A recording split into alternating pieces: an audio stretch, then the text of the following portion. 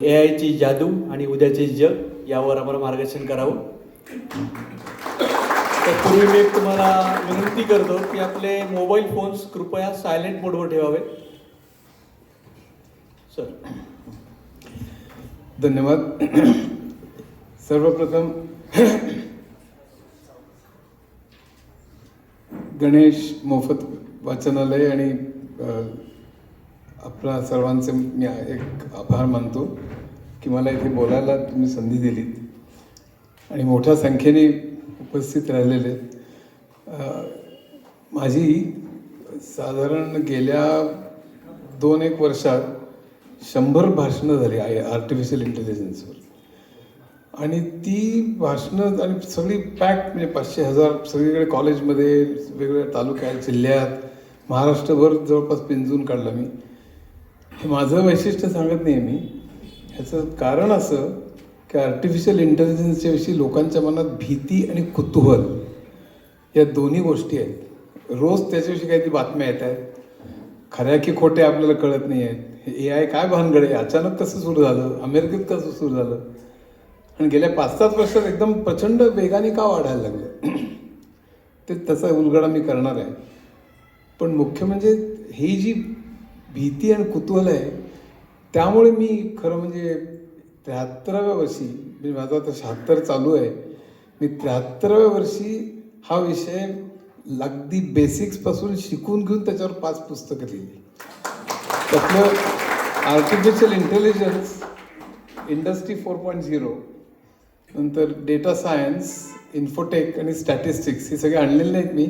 फक्त 2 मला वाटतं आणली, त्यांनी मला 5-5 कॉपीज आणल्यात फक्त.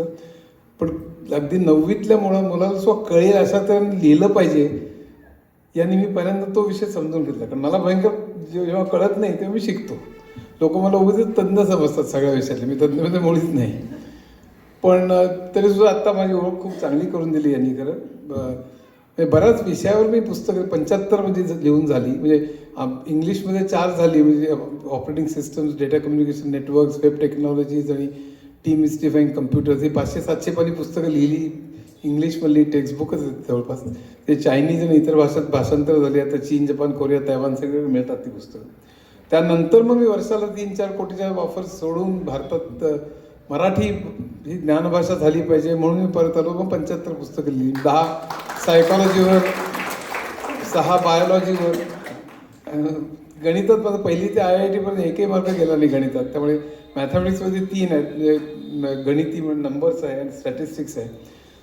आणि इतर मग संगीत, साहित्य, चित्रकला, चित्रपट, अर्थशास्त्र, मानसशास्त्र, राज्यशास्त्र, आता फिलॉसॉफीवर चाललेलं आहे माझं. आणि कायदा वगैरे अशा अनेक विषयांवर मी लिहिलं. मुख्य म्हणजे अर्थशास्त्र, संगीत वगैरे. मी सगळं काय सांगतोय की माझ्यावर ChatGPTला कोणीतरी एक कविता करायला सांगितली. बरं, कविता कोणावरही ChatGPT काय करतो की तुम्ही त्याला एक डेटा दिलेला असतो संपूर्ण.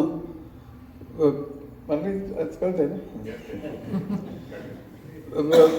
ChatGPTला सगळे वेब पेजेस, सगळा इंटरनेटवरचा डेटा सगळा दिलेला असतो. आपल्या चॅट्स, नंतर आत्तापर्यंत लिहिलेले प्रोग्राम्स, आत्तापर्यंत दिलेली सायकोथेरपीची सेशन्स, काय तुम्ही मला सगळं जे काही डॉक्युमेंट्स आहेत, सगळी डॉक्युमेंट्स म्हणजे टेक्स्टमध्ये जी आहेत ती ChatGPTला दिलेली असतात. आत्तापर्यंत ChatGPT फक्त टेक्स्ट होता, आता मल्टी मोडल होतोय, म्हणजे ऑडिओ आणि फोटो आणि व्हिडिओ वगैरे. तर ChatGPT नवीन व्हर्जन्स आहेत ती त्या दिशेने प्रवास करत आहेत. पण आत्तापर्यंत सगळं टेक्स्ट त्याला दिलेलं आहे. तर एखाद्याच्या विषयी माहिती काही नसेल इंटरनेटवर आणि त्याला सांगेल की माझ्यावर कविता कर, तर तो कविता करतो, काही थापा मारतो. म्हणजे तू खूप चांगला आहे, सामुग्धमुग वगैरे काही. त्याला हॅल्युसिनेशन म्हणतात. म्हणजे जेव्हा, कारण तो काय करतो, सगळ्यात जास्त प्रॉबेबल जे आहे ते लिहित जातो. ते मी सांगेन नंतर कसं होतं ते. पण तेव्हा काही तो लिहित जातो. लकीली माझ्याविषयी बरंच मटेरियल अवेलेबल आहे. माझी भाषणं झाली आहेत बरीच, त्याची स्क्रिप्ट्स आहेत, त्याची माझं बायोडेटा आहे, माझी पुस्तकं आहेत, त्याचे रिव्ह्यूज आहेत, मी लिहिलेले आर्टिकल्स आहेत, माझ्यावर लिहिलेले आर्टिकल्स आहेत. त्यामुळे मी गणित, अर्थशास्त्र, संगीत अनेक विषयांवर मी पुस्तकं लिहिली आहेत. मला आवड आहे. हे सगळं त्याला माहिती आहे ChatGPTला. तेव्हा ChatGPTला जेव्हा कविता करायला सांगितली तेव्हा पूर्ण निरर्थक त्यांनी केलेलं नाही आहे. अर्थात अतिशयोक्ती बरीच आहे त्याच्यामध्ये, पण तुम्ही ते तुम्हाला दाखवतो मी. त्यांनी हिंदीमध्ये कविता केली. हिंदी माझं खूप वाईट होतं बरं का शाळेमध्ये. म्हणजे माझा SSC बोर्डामध्ये 16वा नंबर आला होता पूर्ण राज्यामध्ये.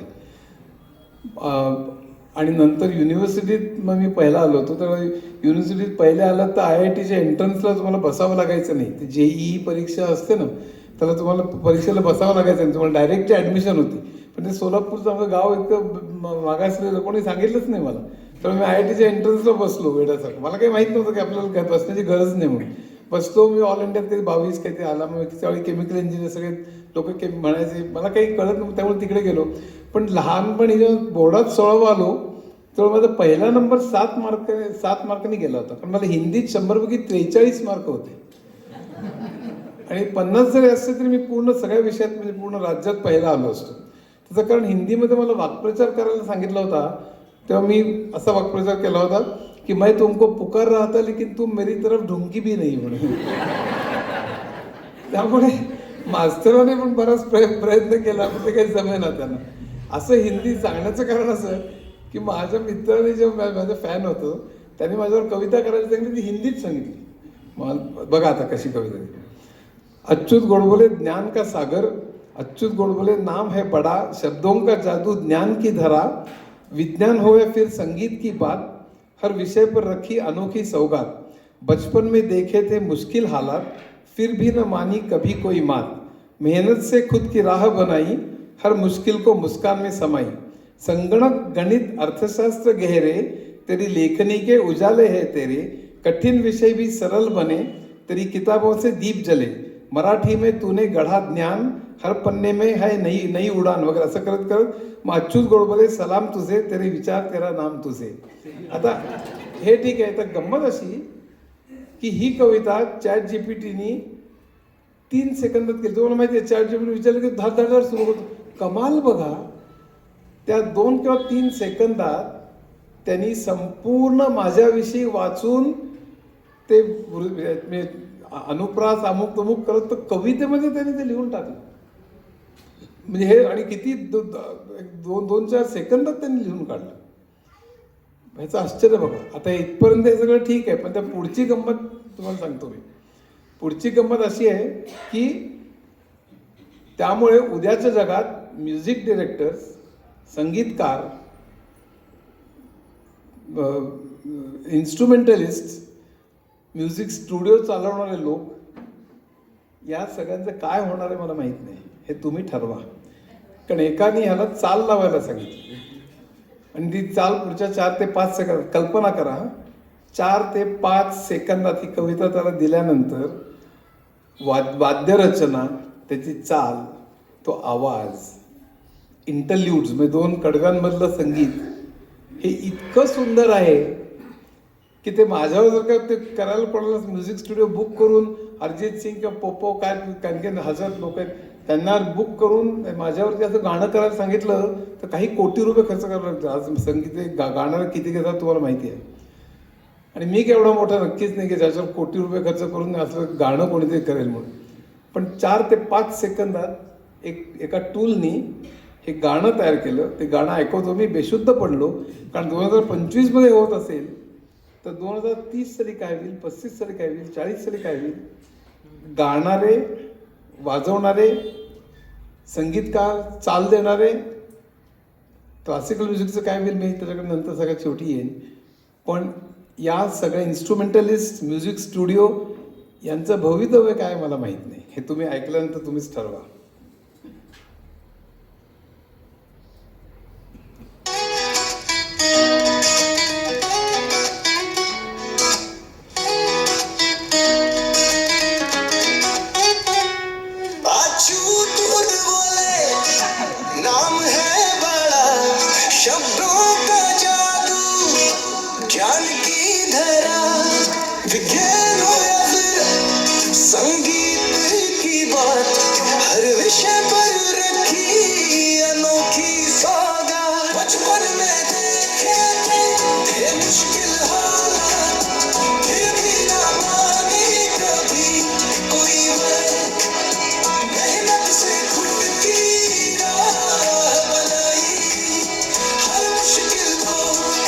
मुस्कान में समाई।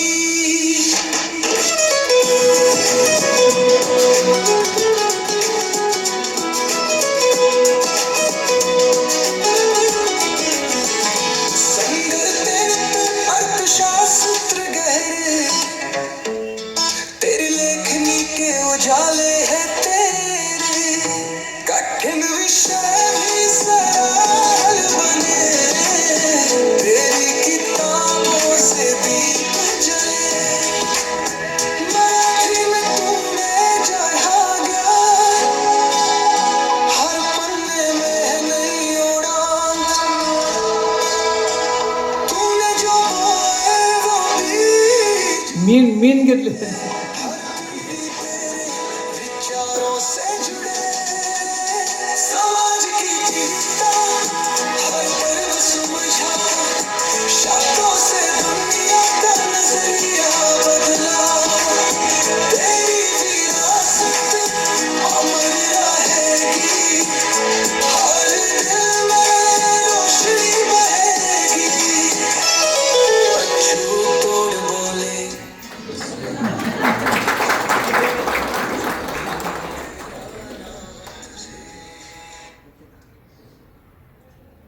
आता तुम्ही ठरवायचं त्यांचं काय होणार आहे. बरं, ह्याच्यात एवढंच फक्त नाही, मी त्याला सांगितलं ही चाल मला आवडली नाही, तो 10 चाली देऊ शकतो ताबडतोब. त्याला सांगितलं हे मला मोहम्मद रफीच्या आवाजात गा, तर मोहम्मद रफीच्या आवाजात तो गाऊन दाखवतो. हे काय प्रकरण आहे? मग उद्या काय होणार आहे ह्याचं? मग संबंध एवढे कोट्यवधी रुपये खर्च करून चाली देणं, हे जर का काही सेकंदात करू शकत असेल, ह्याच्यात कॉपीराईट आणि बरेच प्रश्न आहेत बरं का, इतकं सोपं नाही आहे ते. पण तुम्हाला सांगतो की ह्याचं अवाका काय हे कळण्याकरता मी तुम्हाला सांगितलं. आता हे सगळं सुरू कसं झालं? ते सुरू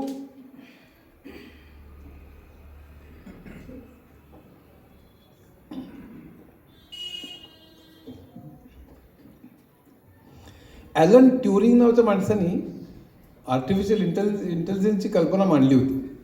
कारण म्हणजे रोबोटची कल्पना आयझॅक ॲसिमोनी मांडली होती 1933 साली. आणि ते रोबोटचे त्यांनी 3 नियमही मांडले होते.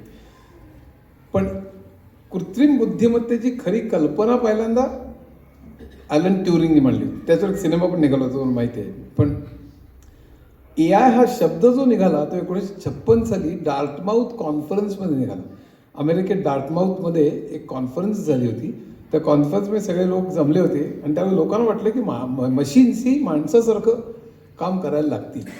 ही कल्पना त्या ठिकाणी आली. तेव्हा आर्टिफिशियल इंटेलिजन्स हे नाव जॉन मॅकर्थी नावाच्या माणसाने त्याला दिलं.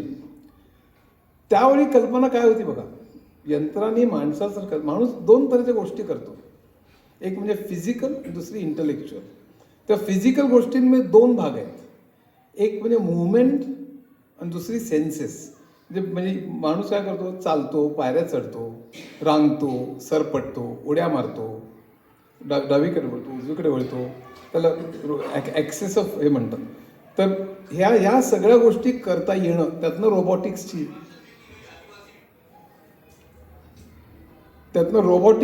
संबंध वाढ झाली.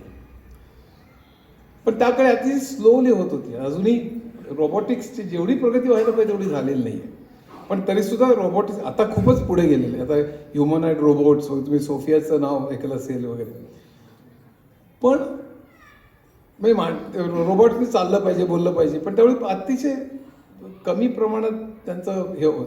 म्हणजे कन्व्हेअर बेल्टवरती लाल रंगाचे साबण असतील आणि एक हिरव्या रंगाचा साबण आला तर तो ओळखायचा बरोबर की हा काही ते वेगळं आहे. क्वालिटी कंट्रोलमध्ये त्याचा फायदा व्हायचा. इथपर्यंत थोडंफार चालायला लागला होता. आता घर साफ करणारे रोबोट्स आहेत, घरात फिरतात इकडे तिकडे वगैरे, असं सगळं आहे आपल्याला माहिती आहे. पण आणि दुसरं माणूस काय करतो, एक मुवमेंट, दुसरं सेन्सेस. तर तो ऐकतो, त्याला वास कळतो, त्याला स्पर्श कळतो, त्याला दृष्टी आहे. तर हे पण यंत्राला कळले पाहिजे. आता त्यामध्ये गडबड अशी की दृष्टी हा जो प्रकार आहे तो फार कॉम्प्लिकेटेड आहे.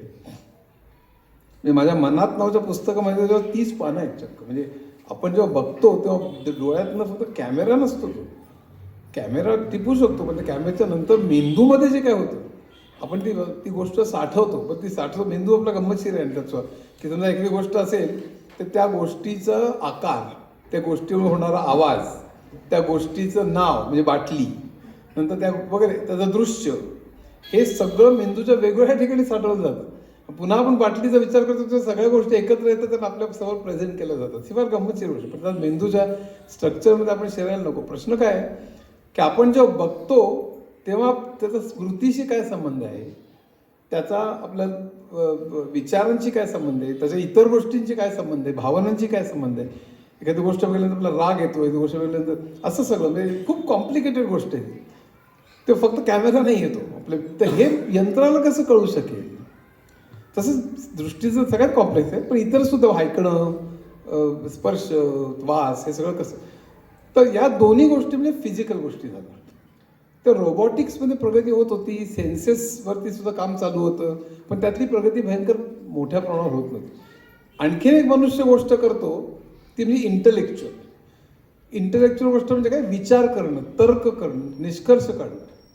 तो ती गोष्ट कशी करतो, तर ती गोष्ट करण्याकरता माणूस काहीतरी डेटा घेतो, त्याच्यावर काहीतरी प्रोसेसिंग करतो, त्याच्यातनं निष्कर्ष काढतो आणि मग त्याच्याप्रमाणे वागतो.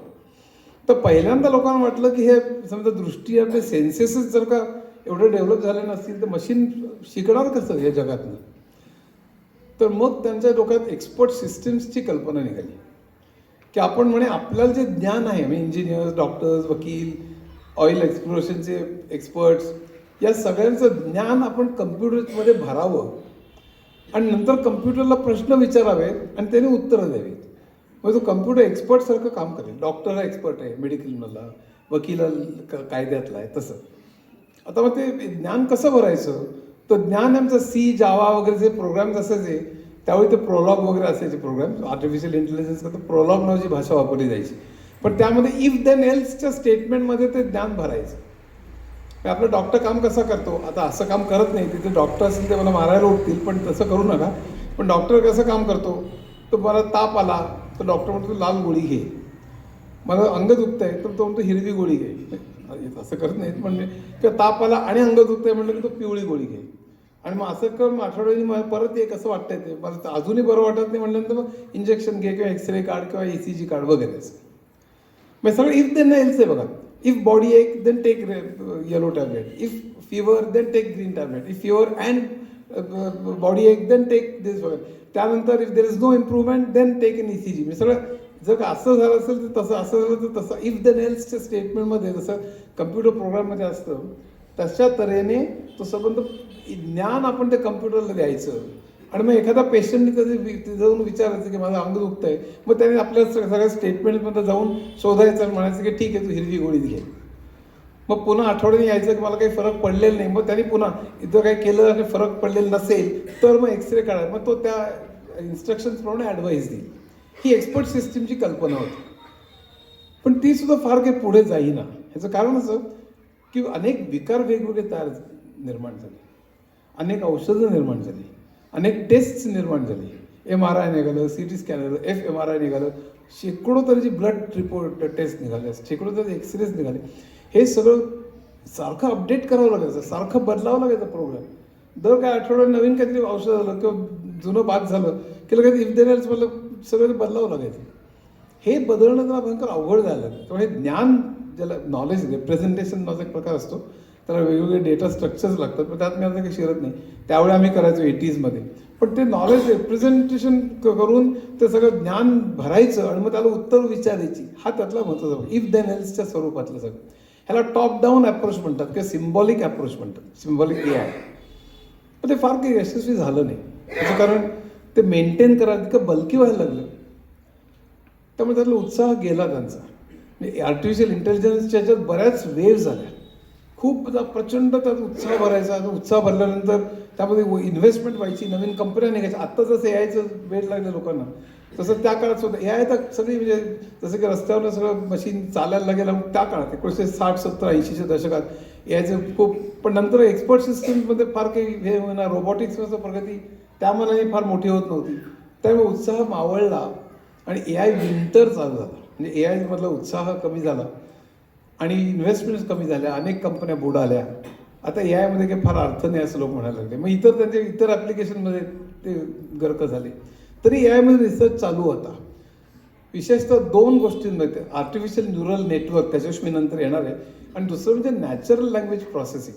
रोबोटिक्स आमतो ह्याच्यात थोडी प्रगती चाललेलीच होती, पण ती लक्षणीय नव्हती. आता खूप मोठी प्रगती चाललेली आहे. पण नॅचरल लँग्वेज प्रोसेसिंग म्हणजे काय, तर आत्तापर्यंत आपण कम्प्युटरशी फक्त स्ट्रक्चर्ड लँग्वेजमधनं बोलू शकत होतो. इफ देन इज, आता जर सांगितलं तसं, मग त्या प्रत्येक लँग्वेजला एक सिंटॅक्स असतं, एक ग्रामर असतं. त्या ग्रामरच्या रूलप्रमाणेच तुम्हाला प्रोग्राम लावावा लागतो. जसं मी आत्ता म्हटलं की इफ युअर देन डू दिस, मग ते सेमिकोलन, कोलन, फुल स्टॉप, या सगळ्याला एक महत्त्व असतं प्रत्येक प्रोग्रामिंग इन्स्ट्रक्शनमध्ये.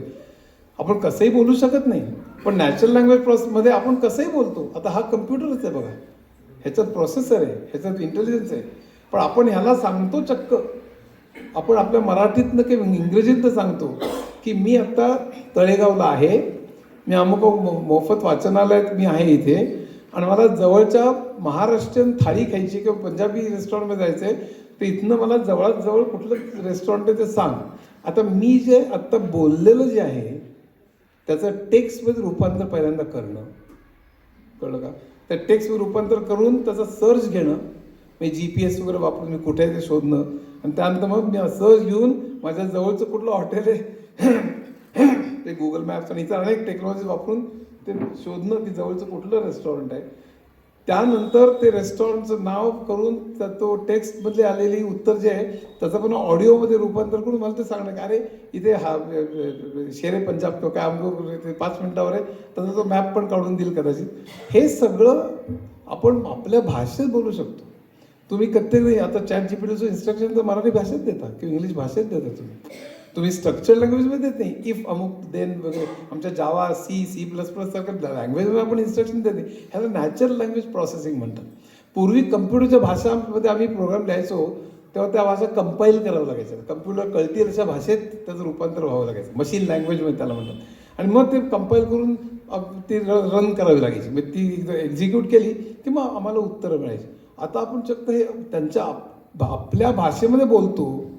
मी किती वेळा विद्यार्थ्यांना मला नाशिकला जायचं आहे किंवा मी कुठल्या मार्गाने जाऊ, कदाचित पुण्याला जाऊन नंतर नाशिकला गेलं तर जास्त चांगलं होईल, त्याला कळतं आहे सगळं. हे कळतं कसं, म्हणजे माझ्या या भाषेचं रूपांतर मशीन लँग्वेजमध्ये कसं होतं हा फार कॉम्प्लिकेटेड विषय, मी आता सांगत नाही. त्याचं टोकनमध्ये कसं रूपांतर होतं, कसं अतिशय इंटरेस्टिंग विषय आहे. पण त्यामध्ये संबंध रिसर्च चालू होता आणि त्याच्यामध्ये सुधारणा होत होते त्या काळामध्ये, पण अजूनही खूप प्रगती होत नव्हती.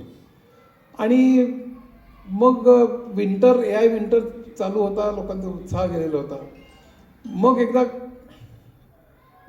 काय झालं की याच्यामध्ये कॅनडामध्ये इंग्लंड आणि फ्रान्स दोघांचं राज्य असल्यामुळे तिथे इंग्लिश आणि फ्रेंच दोन्ही भाषा वापरल्या जातात. कित्येक भागात फ्रेंच आणि कित्येक भागात इंग्लिश जास्त करून. त्यामुळे ग्रामपंचायतीपासून, तालुक्यापासून, जिल्ह्यापासून, राज्य आणि स्टेट आणि सेंट्रल गव्हर्नमेंटपासून हजारो डॉक्युमेंट्स ही इंग्लिशमधनं फ्रेंचमध्ये आणि फ्रेंचमधनं इंग्लिशमध्ये ट्रान्सलेट करावे लागायचे. त्यामुळे त्यांनी हजारो ट्रान्सलेटर्स बसवले होते. पण त्यांना वाटायला लागलं हे ट्रान्सलेशन आपल्याला ऑटोमॅटिक करता येईल का, की मग त्यांनी टॉप डाऊन अप्रोच मगाशी जे सांगितला त्या अप्रोचनी जर का करता आलं की हा इंग्लिश शब्द असेल तर हा फ्रेंच शब्द, हा फ्रेंच असेल तर तो इंग्लिश शब्द, म्हणजे जसं की 2 डिक्शनरी दिलेल्या आहेत आणि इंग्लिश तर फ्रेंचमध्ये ट्रान्सलेट करायचं असेल तर इंग्लिशमधलं तो शब्द बघायचा, त्याच्याऐवजी फ्रेंच शब्द घालायचा. असं करून आपल्याला ट्रान्सलेट करता येईल का, तर त्यांच्या लक्षात आलं तसं करणं खूप अवघड आहे, तसं करणं जमणार नाही. कारण शब्द जो असतो त्या शब्दाला कॉन्टेक्स्ट भयंकर महत्त्वाचा असतो. शब्दाचा कॉन्टेक्स्ट महत्त्वाचा असतो. प्रत्येक शब्दाचा अर्थ कुठल्या कॉन्टेक्स्टमध्ये आपण आहे त्याच्याप्रमाणे बदलतो. उदाहरणार्थ बँक, इंग्लिशमधला शब्द. बँकमध्ये आपण पैसे ठेवतो ती इमारत का बँकमध्ये रिव्हर बँक. तसंच ॲपल म्हटलं की ॲपल म्हणजे कंपनी, की ॲपल म्हणजे सफरचंद, किंवा your Apple of my I म्हणजे मला तू माझा लाडका आहे, आवडता आहेस. सो ॲपलचा अर्थ काय, तर आपल्या त्या कॉन्टेक्स्टप्रमाणे त्याचा अर्थ बदलत असतो. त्यात एक उदाहरण म्हणून मराठीतलं सांगतो मी. लागली हा जो शब्द आहे तो किती वेगवेगळ्या तऱ्हेने आपण वापरतो, त्याकरता मी तुम्हाला एक उदाहरण सांगतो. मराठीत लागण्याची गंमत बघा. बाजूच्या गावात एक चित्रपट लागला होता, तो बघून परत येताना वाटेत मित्राचा बंगला लागला. त्याचा मुलगा माझ्या ऑफिसमध्ये नुकताच लागला होता. बंगल्यात शिरताना कमी उंचीमुळे दरवाजा डोक्याला लागला. घरचे जेवायचा आग्रह करू लागले. मला जेवणात गोड लागतं हे माहीत असल्याने गोड केलं होतं. भात थोडा लागला होता पण जेवण छान होतं. जेवणानंतर मला सुपारी दिली, ती नेमकी मला लागली. पाहुण्यांना आपल्यामुळे त्रास झाला ही गोष्ट घरच्यांना फार लागली. निघताना बस फलाटाला लागलीच होती, ती लागलीच पकडली. पण भरल्या पोटी आडवळणांनी ती मला बस लागली. मग काय घरी पोहोचेपर्यंत माझ्या पोटाची मला भलतीच काळजी लागली, कारण आल्या आल्या घाईची लागली. थोडक्यात माझी अगदी वाट लागली. घरची मंडळी हसायला लागली. आता बघा, एक शब्द हा किती तऱ्हेने वापरलेला आहे. मग त्यामुळे फक्त लागलीचं भाषांतर करून कसं लिहिणार तुम्ही? तर लागलीच्या अगोदरचे शब्द, पुढचे शब्द, नुसते शब्द नाही, त्या वाक्याच्या अगोदरची वाक्य, या सगळ्याचा कॉन्टेक्स्ट हा खूप महत्त्वाचा असतो. ते आर्टिफिशियल इंटेलिजन्समध्ये LLM मध्ये, लार्ज लँग्वेज मॉडेल, ज्याचं ChatGPT, ग्रॉक, जेमिनी जी रूप आहेत, तिथे हा संबंध मी नंतर आणणार आहे. पण हे त्यांचं लक्षात आलं की आपल्याला नुसतं शब्द सबस्टिट्यूट करून आपल्याला हे भागणार नाही. मग कसं करायचं? तर त्याच्यावर त्यांचा बराच विचार चाललेला होता. आणि त्यावेळेला एकाला ब्रेनवेव्ह आली. तो म्हणजे काय, लहान मुलं कसं शिकतात? लहान मुलाला आपण डिक्शनरी देतो का भाषा शिकवताना? हे करता, हा कर्म, हा क्रियापद, त्याला पाठ करून देतो का? त्याला डिक्शनरी देतो का? आणि ग्रामर शिकवतो का? तसं नाही शिकवत. लहान मुलगा फक्त हजारो वाक्य ऐकतो आणि तो ऐकून आपल्या मनात ग्रामरचा रूल बनवतो. मी आत्तापर्यंत सिम्बॉलिक किंवा रूल बेस त्याला म्हणतात, किंवा टॉप डाऊन अप्रोच म्हणतात, त्यात आपण रूल्स देत होतो. इफ फिवर देन, त्याला रूल्स, मी नियम देत होतो, अल्गोरिदम त्याला म्हणतात, रूल्स देत होतो. आणि त्यातनं आपण डेटा, आम्ही उत्तरं शोधत होतो. आता याने उलटं केलं की आपण डेटा, म्हणजे संबंध, तो ऐकलेलं हजारो वाक्य ऐकतो, त्यातनं रूल बनवतो. म्हणजे संपूर्ण रिव्हर्स झाली प्रोसेस. रूल्स देऊन डेटा बनवण्याची, डेटा देऊन रूल्स किंवा अल्गोरिदम बनवणं. आणि इंटेलिजन्सचा अर्थ AI मध्ये की डेटामधनं पॅटर्न ओळखणं, म्हणजेच डेटामधनं रूल्स ओळखणं. हे याला आर्टिफिशियल इंटेलिजन्स किंवा मशीन लर्निंग असं म्हणतात. मशीन लर्निंगमध्ये डेटामधले पॅटर्न ओळख. आपण सुद्धा जेव्हा IQ टेस्ट घेतो, ॲप्ट्यूड टेस्ट घेतो, तेव्हा कित्येक वेळा 1, 3, 5, 7 पुढचा आकडा कुठला असं विचारतो. ते एका अर्थाने सगळे विषम संख्या आहेत किंवा दोघांमध्ये 2-2चा फरक आहे. त्यामुळे तो पॅटर्न त्याला कळतोय का? किंवा तुम्ही ते प्रश्न बघता, ऑड मॅन आउट माझा प्रश्न असतात, अनेक फिगर्स दिलेले असतात, ते वेगळं चित्र कुठलं आहे, मग त्याला पॅटर्न कळतोय का? आपण पॅटर्न रेकग्निशन म्हणजे बुद्धी. खरं म्हणजे बुद्धी ही 8 तऱ्हेची असते. म्हणजे गार्डनर नावाचा जो सायकोलॉजिस्ट अमेरिकन, मनात मग त्याच्यावर मोठं चॅप्टर आहे. म्युझिकल इंटेलिजन्स असतो, स्पॅशल, SPATIL, म्हणजे स्पेस म्हणला, म्हणजे स्पेशल नव्हे तर स्पॅशल इंटेलिजन्स, जो आर्किटेक्ट्सना, चित्रकारांना, इंजिनियर्सना बऱ्याच उपयोग पडतो. म्युझिकल इंटेलिजन्स, आणि हे तितकेच महत्त्वाचे आहेत. आपण फक्त वेळासारखं फक्त लॉजिकल याला महत्त्व देतो, म्युझिकल तितकंच महत्त्वाचं आहे, स्पॅशल तितकंच महत्त्वाचं आहे. असे वेगवेगळ्या तऱ्हेचे इंटेलिजन्स आहे, त्याच्याकडे आपण दुर्लक्ष करतो. आता AI त्याच्याकडे वळायला लागलेलं आहे. पण आत्तापर्यंत तो डेटामधले पॅटर्न शोधणे हा जो प्रकार आहे, तो प्रकार म्हणजे बुद्धी, असं AI पहिल्यांदा त्याची डेफिनेशन केली. मग डेटामधले पॅटर्न कसे शोधायचे? तुम्हाला एक उदाहरण सांगतो. ते पॅटर्न शोधताना 2 प्रकार आम्ही AIच्या, म्हणजे तुम्हाला मी डेटा सायन्स शिकवतोय असं गृहीत धरा, हे उभ्या मी आज अनेक वेळा केलेलं आहे. एक म्हणजे सुपरवाइज लर्निंग आणि दुसरं अनसुपरवाइज लर्निंग. तर अनसुपरवाइज लर्निंगमध्ये मी डेटा देतो आणि त्यातले पॅटर्न शोधा असं म्हणतो, जसं लहान मुलगा शिकतो भाषा तसं.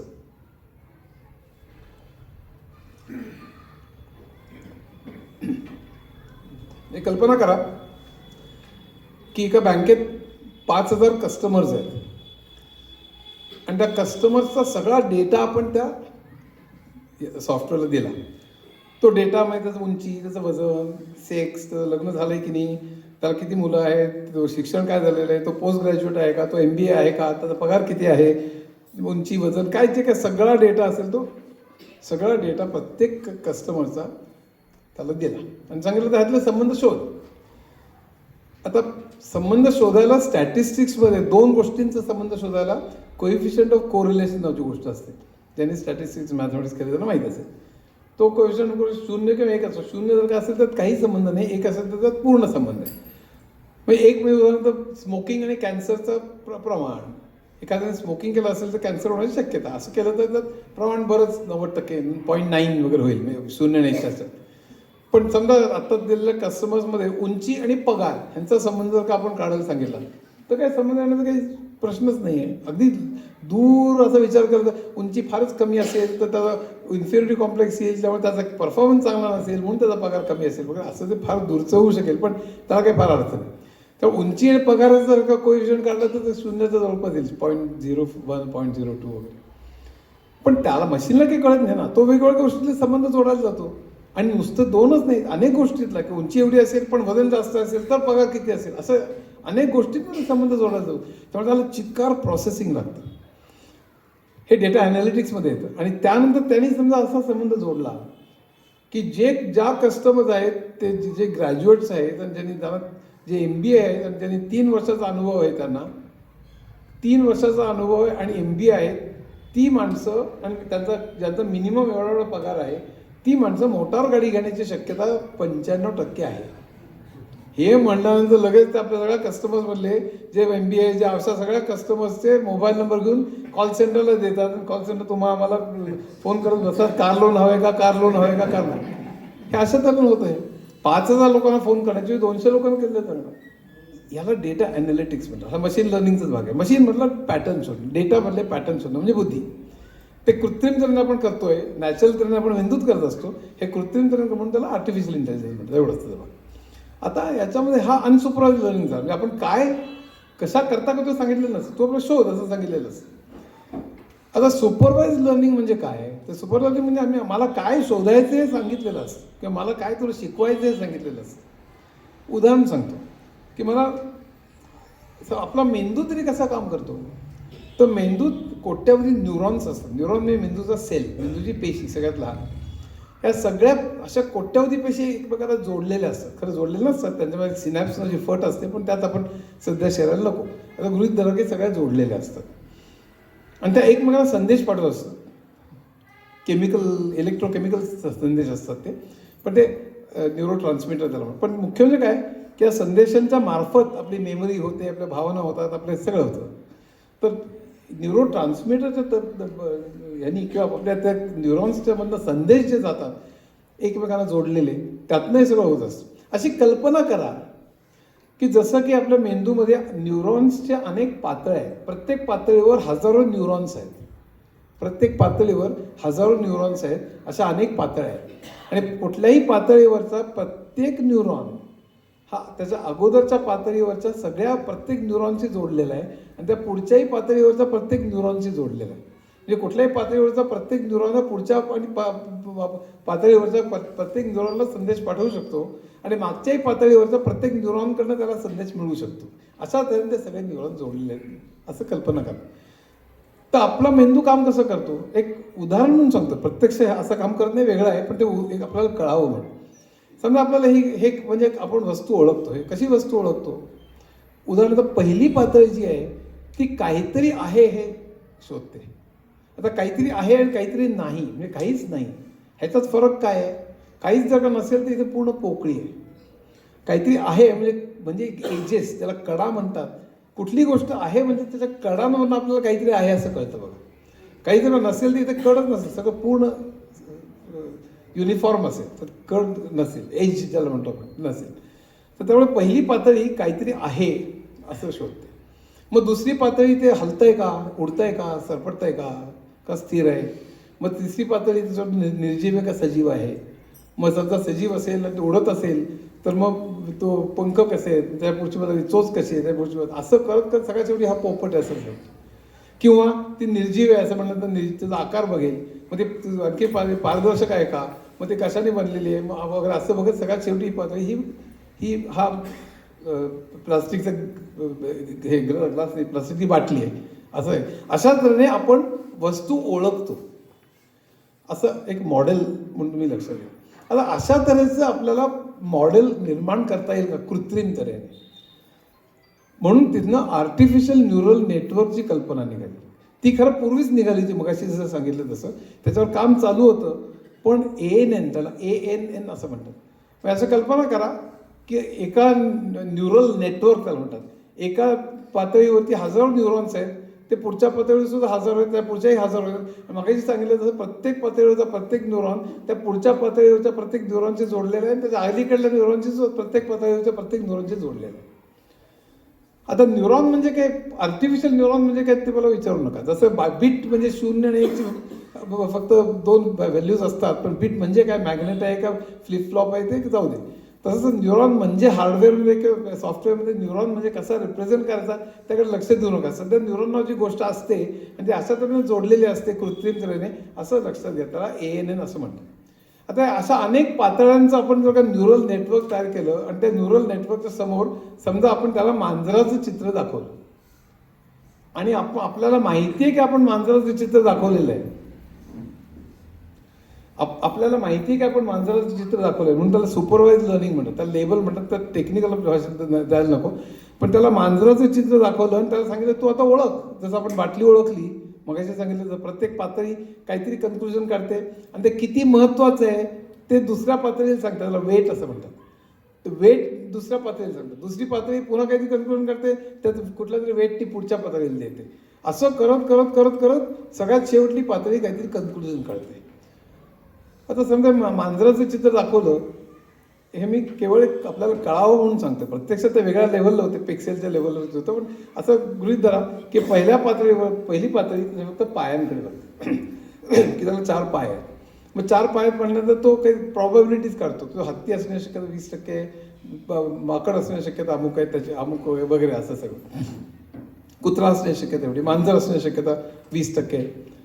आणि तो त्या पुढचं जी पातळी आहे ती डोळ्यांकडे बघते उदाहरण. तिसरी पातळी आहे ती अंगावरच्या केसांकडे बघते. आणखीन त्या पुढचे असं प्रत्येक पातळी काहीतरी वेगळं करते आणि त्या पातळीचं कन्क्लुजन किती महत्त्वाचं आहे त्या वेट्स प्रमाणे ते पुढे ढकलते. आता मांजराला विस्कर्स असतात, मिशा असतात, त्या हत्तीला नसतात, त्या कुत्र्याला नसतात. त्यामुळे जी पातळी विस्कर्स किंवा मिशा त्या पातळीला सगळ्यात जास्त महत्त्व दिलं पाहिजे, त्याला वेट जास्त दिलं पाहिजे. पण त्याला आत्ता काही माहीत नाही, तो काहीतरी वेट देतो, तो पुढे ढकलतो. असं करत करत समजा सगळ्यात शेवटल्या पातळीने असं कन्क्लुजन काढलं चुकीचं, म्हणजे की हत्ती असण्याची शक्यता 40%, मांजर असण्याची शक्यता 20%, कुत्रा असण्याची शक्यता 30%, असं काहीतरी कन्क्लुजन काढलं तर त्याला कळतं अरे आपण मांजर दाखवून सुद्धा मांजराची शक्यता फक्त 20% चाललेली आहे, म्हणजे काहीतरी चूक आहे. म्हणजे जे मधल्या पातळ्यामधली जी वेट्स होती ती वेट्स बदलायला पाहिजे. म्हणून तो पुन्हा पहिल्यापासून जातो, पुन्हा पहिल्या पातळीपासून सुरू करतो आणि त्याला माहिती आहे की विस्कर्सला जास्त वेट दिलं पाहिजे, कशाला वेट जास्त दिलं पाहिजे, तिथली वेट्स तो बदलतो, म्हणजे वाढवतो किंवा कमी करतो. आणि मग पुन्हा सगळ्यात शेवटलं कन्क्लुजन बघतो की आता मांजराची शक्यता 20%वरून 40%वर गेली की 10%वर गेली. 10%वर गेली म्हणजे याचा अर्थ आपण वेट्स चुकीच्या तऱ्हेने बदलतोय. 40%वर गेली याचा अर्थ वेट्स आपण बरोबर तऱ्हेने बदलतोय. पुन्हा वेट्स त्या दिशेने बदलायला जातो. असं करत करत करत करत सगळ्यात शेवटल्या पातळी जेव्हा कन्क्लुजन काढते की आता मांजर असण्याची शक्यता 90 किंवा 95% आहे, तेव्हा त्याला वाटतं की आता तो मांजर तो ओळखायला लागलेला आहे. ह्याला ट्रेनिंग द मॉडेल असं म्हणतात. हे जे प्रत्येक पातळीने कन्क्लुजन काढायचं, पुढच्या पातळीला द्यायचं, काही वेट्सनी त्याला किती महत्त्व द्यायचं हे सांगून आणि ते पुढच्या पातळीला द्यायचं, त्याच्या पुढच्या असं करत सगळ्यात शेवटी कन्क्लुजन काढायचं. ते बरोबर आलं नसेल तर पुन्हा पहिल्यापासून सुरुवात करून वेट्स बदलायची. असं करत करत सगळ्यात शेवटल्या पातळीने योग्य कन्क्लुजन काढेपर्यंत करत राहायचं. ह्याला ट्रेनिंग द मॉडेल असं म्हणतात. आणि हे ट्रेन एकदा झालं की तो मांजर ओळखायला लागतो. मग मांजर जर का ओळखायला लागलं तर कुत्रा ओळखायला लागेल, त्याचं हत्ती ओळखायला लागेल, त्याचं माकड ओळखायला लागेल, त्याचं प्रत्येक प्राणी ओळखायला लागेल. प्रत्येक प्राणी ओळखायला लागेल तर प्रत्येक वनस्पती ओळखायला लागेल, प्रत्येक वस्तू ओळखायला लागेल, हजारो लाखो जगातल्या वस्तू पण ओळखायला लागेल. आणि तो ओळखायला लागलेला आहे. ह्याला इमेज रेकग्निशन असं म्हणतात. ही इमेज रेकग्निशनची एकदा स्पर्धा झाली 2013 साली अमेरिकेमध्ये. इमेज तर त्या जी टेस्ट झाली इमेज नेट त्याला म्हणतात, ती स्पर्धा जेफ्री हिंटनने जिंकली.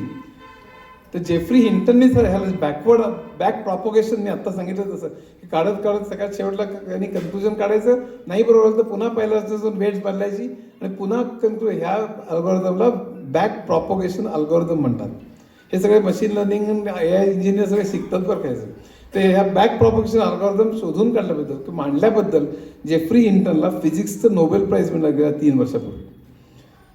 कारण ते जे बॅक प्रॉपोगेशननी एक सगळ्यात महत्त्वाचा भाग जो आला की इमेज रेकग्निशन सुरू झालं.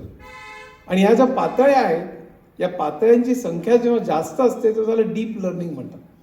मशीन लर्निंग म्हणजे डेटावरनं पॅटर्न ओळखणं.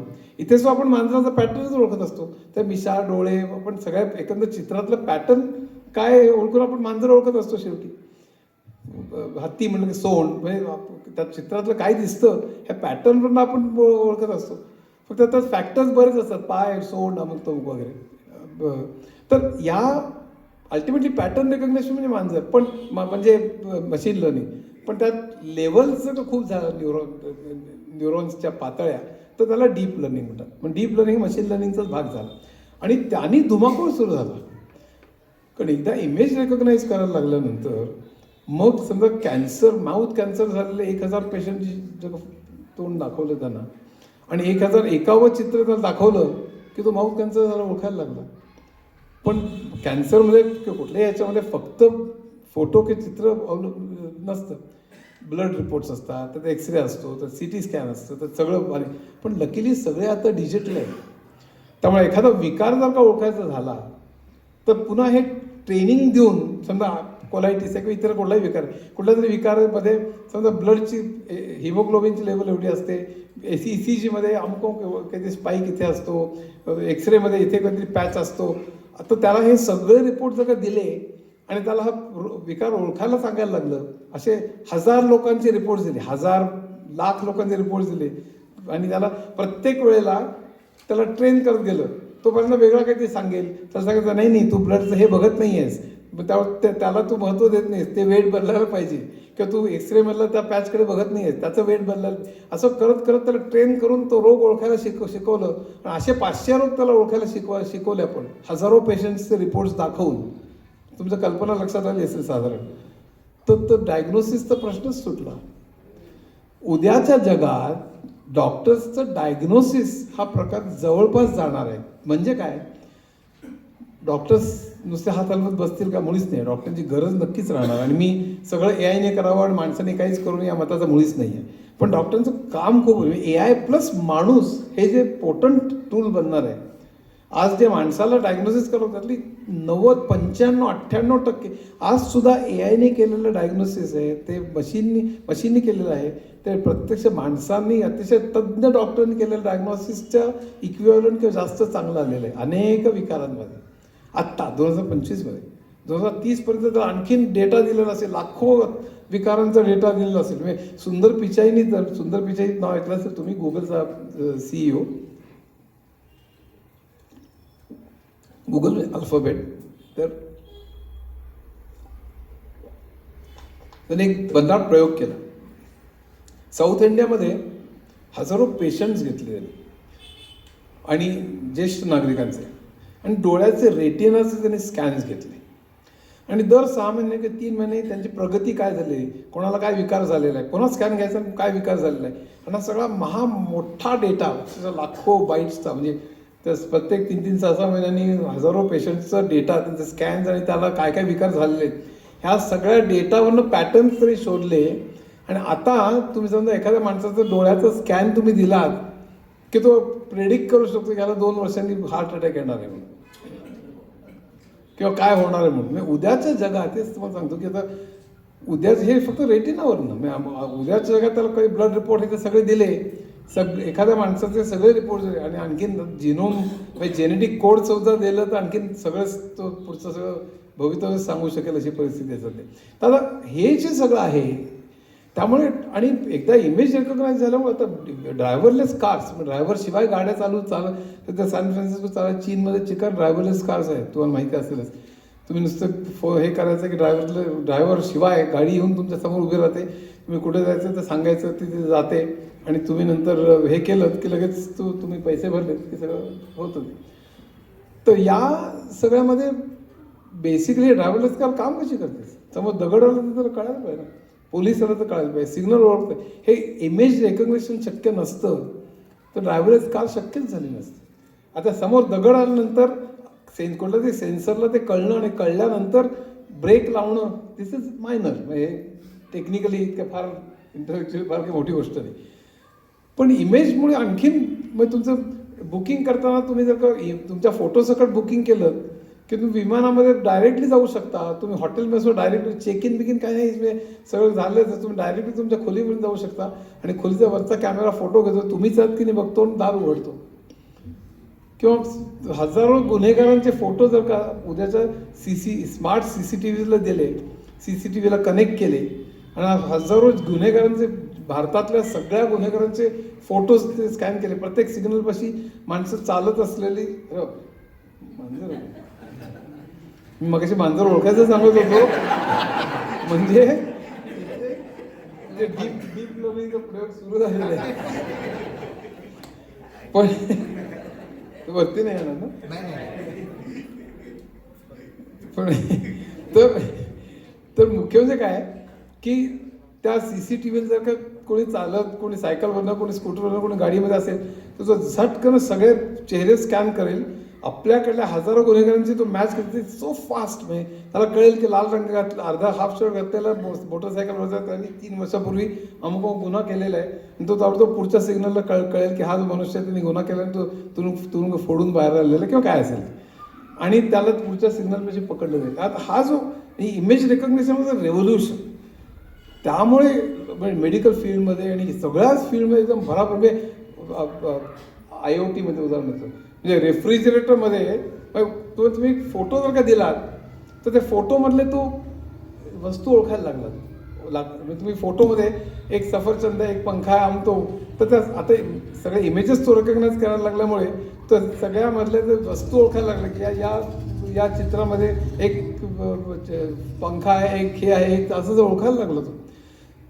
त्यामुळे IoTमध्ये एक गंमत आहे की रेफ्रिजरेटरमध्ये आता लेटेस्टमध्ये की रेफ्रिजरेटरमध्ये उघडायचं आणि त्याचा फोटो घेतला की त्यात काय आहे त्याला कळतं. आणि मी ज्याचा जो मालक आहे त्याला आठवड्याला काय काय लागतं, कुठल्या भाज्या, कुठली फळं, कुठलं काय काय लागतं आणि जे कमी आहे ते त्याला कळतं आणि तो तिकडनं रेफ्रिजरेटर इटसेल्फ इंटरनेटच्या द्वारे ऑर्डर करू शकतो सुपर मार्केटला. हे IoT इंटरनेटच्या तर्फे. म्हणजे हे आपल्याकडे त्याचे फार हे वाटेल पण पाश्चिमात्य जसे सुरू झालेले आहे आपल्याकडे ह्याला अजून 10 वर्ष लागतील. पण पॉईंट इज दिस की image recognition was a deep learning was a revolutionary 2013 साली. आणि 2013 सालीच आणखीन एक घोषणा झाली हॅनोव्हरमध्ये, त्याला इंडस्ट्री 4.0 म्हणतात. इंडस्ट्री 4.0 का म्हणतात? आता तर इंडस्ट्री 5.0 आलेलं आहे. पण इंडस्ट्री 4.0 का म्हणतात? कारण इंडस्ट्री 1.0 म्हणजे वाफेचं इंजिन आलं, ते इंडस्ट्रियल रेव्होल्युशन, ती इंडस्ट्री 1.0 इंडस्ट्री. आणि त्यावेळेला लोकांना असं वाटलं होतं की जे लोक आपले जॉब जातील म्हणून, त्याला ल्युडाईट मुवमेंट असं म्हणतात. या यंत्रामुळे आपले जॉब जातील असं म्हणून लोकांनी यंत्र फोडायला सुरुवात केली, त्याला ल्युडाईट्स म्हणायचे. चळवळ सुरू झाली, लोकांनी मोर्चे काढले, यंत्र फोडली. पण नंतर लक्षात आलं की अरे काही लोकांचे जॉब्स गेले, पण जेवढे जॉब्स गेले तेवढेच नवीन निर्माण झाले. त्यामुळे ती चळवळ थंडावली. मग इंडस्ट्री 2.0 आली. 1910-20च्या सुमाराला मास प्रोडक्शन झालं, कंटिन्युअस प्रोडक्शन आलं, टेलरिझमची आली, मॅनेजमेंट ज्यांनी केले त्यांना माहीत असेल, फ्रेडरिक टेलरची हे झाली. मॉडर्न टाइम्स 40 चॅप्टरचा सिनेमा त्याचं पण तेच पण. तर ती 1910-20च्या सुमाराला आली. विजेच्या जोरावर चालणारी उपकरणं आणि कंटिन्युअस मॅन्युफॅक्चरिंगची सुरू. त्यावेळेस असंच झालं की लोकांना वाटलं आपले जॉब जातील. आता पूर्वीच लोक ठाकठूक करून करायचं, कंटिन्युअस मोशनमुळे सगळे व्हायला लागले. पण त्यावेळेस जेवढे जॉब्स गेले तेवढेच पुन्हा निर्माण झाले. तर पुन्हा त्यावेळेस लोकांची इंडस्ट्री 3.0 हे 1960च्या सुमारास झाली. 1960च्या सुमाराला कम्प्युटर्स निर्माण झाले आणि चिप्स आले. ती रेव्होल्युशन मात्र कित्येक दशकं टिकली. 1960 हे मेनफ्रेम्सचं दशक होतं, 1970 हे मिनी कम्प्युटर्सचं होतं, 1980 हे पर्सनल कम्प्युटर्सचं होतं, 1990 हे इंटरनेटचं होतं, 2000 हे मोबाईल कम्प्युटिंगचं होतं आणि 2013 साली इंडस्ट्री 4.0 घोषणा झाली. या सगळ्या काळामध्ये सुद्धा लोकांना वाटलं की आपले जॉब जातील म्हणून. म्हणजे जेरेमी रेफ्किन नावाचा एक मनुष्य होता, तर एंड ऑफ वर्क नावाचं पुस्तक 1997 साली त्यांनी काढलं की या सगळे इंटरनेट, कम्प्युटर या सगळ्या गोष्टींमुळे आपल्या सगळ्यांचे जॉब जातील, सगळं लोक रस्त्यावर बेकार फिरतील असं ते लिहिलं होतं. त्यावेळी लोक प्रचंड घाबरलेले होते. पण नंतर कालांतर लक्षात आलं जेवढं जॉब्स गेले तेवढं निर्माण झाले. त्यामुळे तीही भीती गेली, लोकांची चळवळ थंडावली. पण इंडस्ट्री 4.0 मध्ये 8 मेजर टेक्नॉलॉजीज आहेत. आर्टिफिशियल इंटेलिजन्स ही त्यातली सगळ्यात मोठी टेक्नॉलॉजी.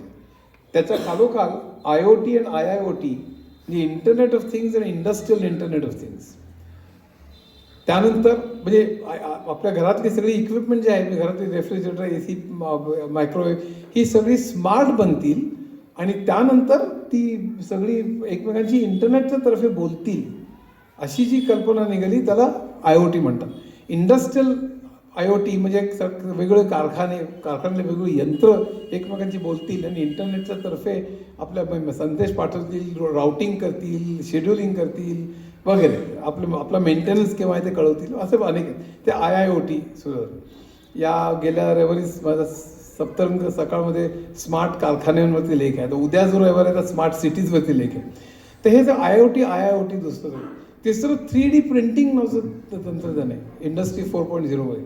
3D प्रिंटिंग हे तर अजब तंत्रज्ञान आहे. आत्तापर्यंत जे काही मॅन्युफॅक्चरिंग होतं त्याला सबट्रॅक्टिव्ह मॅन्युफॅक्चरिंग म्हणतात. म्हणजे आपण काय करायचं, शिल्पकार जसं एखादा दगड घेतो आणि त्याला नको असलेला भाग काढतो आणि जो शिल्प तयार करतो, तसंच आपल्याला जो मॅन्युफॅक्चर करताना स्टील किंवा ॲल्युमिनियम किंवा जो काय भाग आहे तो ते घ्यायचे आणि लेथ किंवा CNC मशीनतर्फे आपल्याला नको असलेला भाग काढून टाकायचे आणि मॅन्युफॅक्चरिंग करायचं. पण 3D प्रिंटिंगमध्ये मॅन्युफॅक्चरिंग हे ॲडिटिव्ह होतं, सबट्रॅक्टिव्ह नाही. म्हणजे जे आपल्याला मॅन्युफॅक्चर करायचं आहे त्याचा वितळलेला भाग किंवा पावडरच्या स्वरूपात आपण इनपुट करायचा, याची डिजिटल इमेज कम्प्युटरवर द्यायची आणि मग त्या इमेजप्रमाणे या वितळलेला किंवा पावडरच्या फॉर्ममध्ये जो आहे त्याप्रमाणे तो बनवत एक लेअर बनवत तो ती वस्तू बनवायची. ह्याला ॲडिटिव्ह मॅन्युफॅक्चरिंग म्हणतात, ह्याला 3D प्रिंटिंग म्हणतात. हे चालू झालेलंच फक्त नाही आहे, त्यात प्रचंड मोठी प्रगती चालू आहे. 3D प्रिंटिंग म्हणजे डेंटिस्ट्रीमध्ये अनेक भाग तयार होतात, 3D प्रिंटिंगमध्ये विमानातले भाग तयार होतात, 3D प्रिंटिंगमध्ये एक देऊळ तयार झालेलं आहे, 3D प्रिंटिंग बिल्डिंग तयार झालेली आहे. म्हणजे उद्याच्या जगात इंजिनिअरिंगचं काय होईल, मेकॅनिकल सिव्हिल इंजिनियर्सचं काय होईल, आर्किटेक्टचं काय होईल, डिझायनर्सचं काय होईल, हे सगळं इतक्या फास्ट बदलतंय जग, म्हणून मी तुम्हाला सगळं सांगतोय. तर IoT, big data, augmented reality, virtual reality, cloud computing, 5G, blockchain आणि 3D प्रिंटिंग, अशा सगळ्या टेक्नॉलॉजी मिळून इंडस्ट्री 4.0 झाली. आणि त्यामुळे त्यातल्या आर्टिफिशियल इंटेलिजन्सची सगळ्यात मोठी होती. ते आर्टिफिशियल इंटेलिजन्स सगळ्यात मोठी ठरायचं कारण डीप लर्निंग आलेलं होतं, इमेज नेट आलेलं होतं आणि त्यामुळे खळबळ वाजलेली होती. आणि तेव्हापासून AIची संबंध वार्ता सुरू झाली किंवा चर्चा सुरू झाली. पण खरा जो गोंधळ निर्माण झाला तो 2017 सालच्या एका पेपरमुळे. त्या पेपरचं नाव होतं attention is all you need. तो पेपर गुगलमध्ये प्रसिद्ध झाला.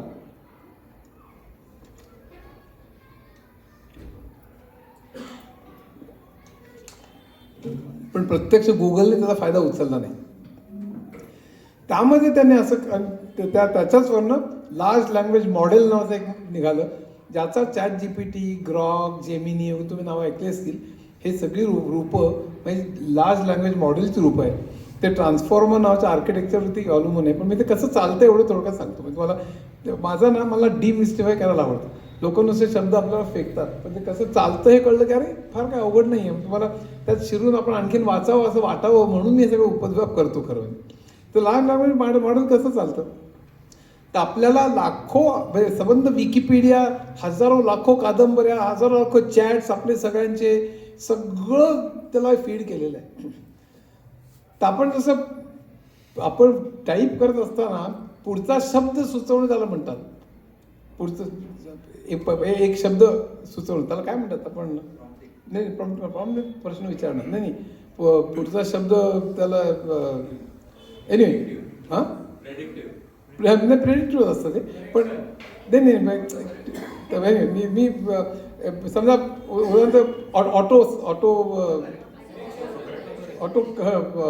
ऑटो टायपिंग म्हणजे, तर मी ईमेल लिहिताना आय एम गोइंग टू म्हटलं की पुढे मी आत्तापर्यंत जे चॅट्स केलेले आहेत, आत्तापर्यंत मी जे संभाषण केले फेसबुकवर काही सगळं त्यांनी खाऊन टाकलेलं आहे, त्यांनी शिकले त्याच्यावर.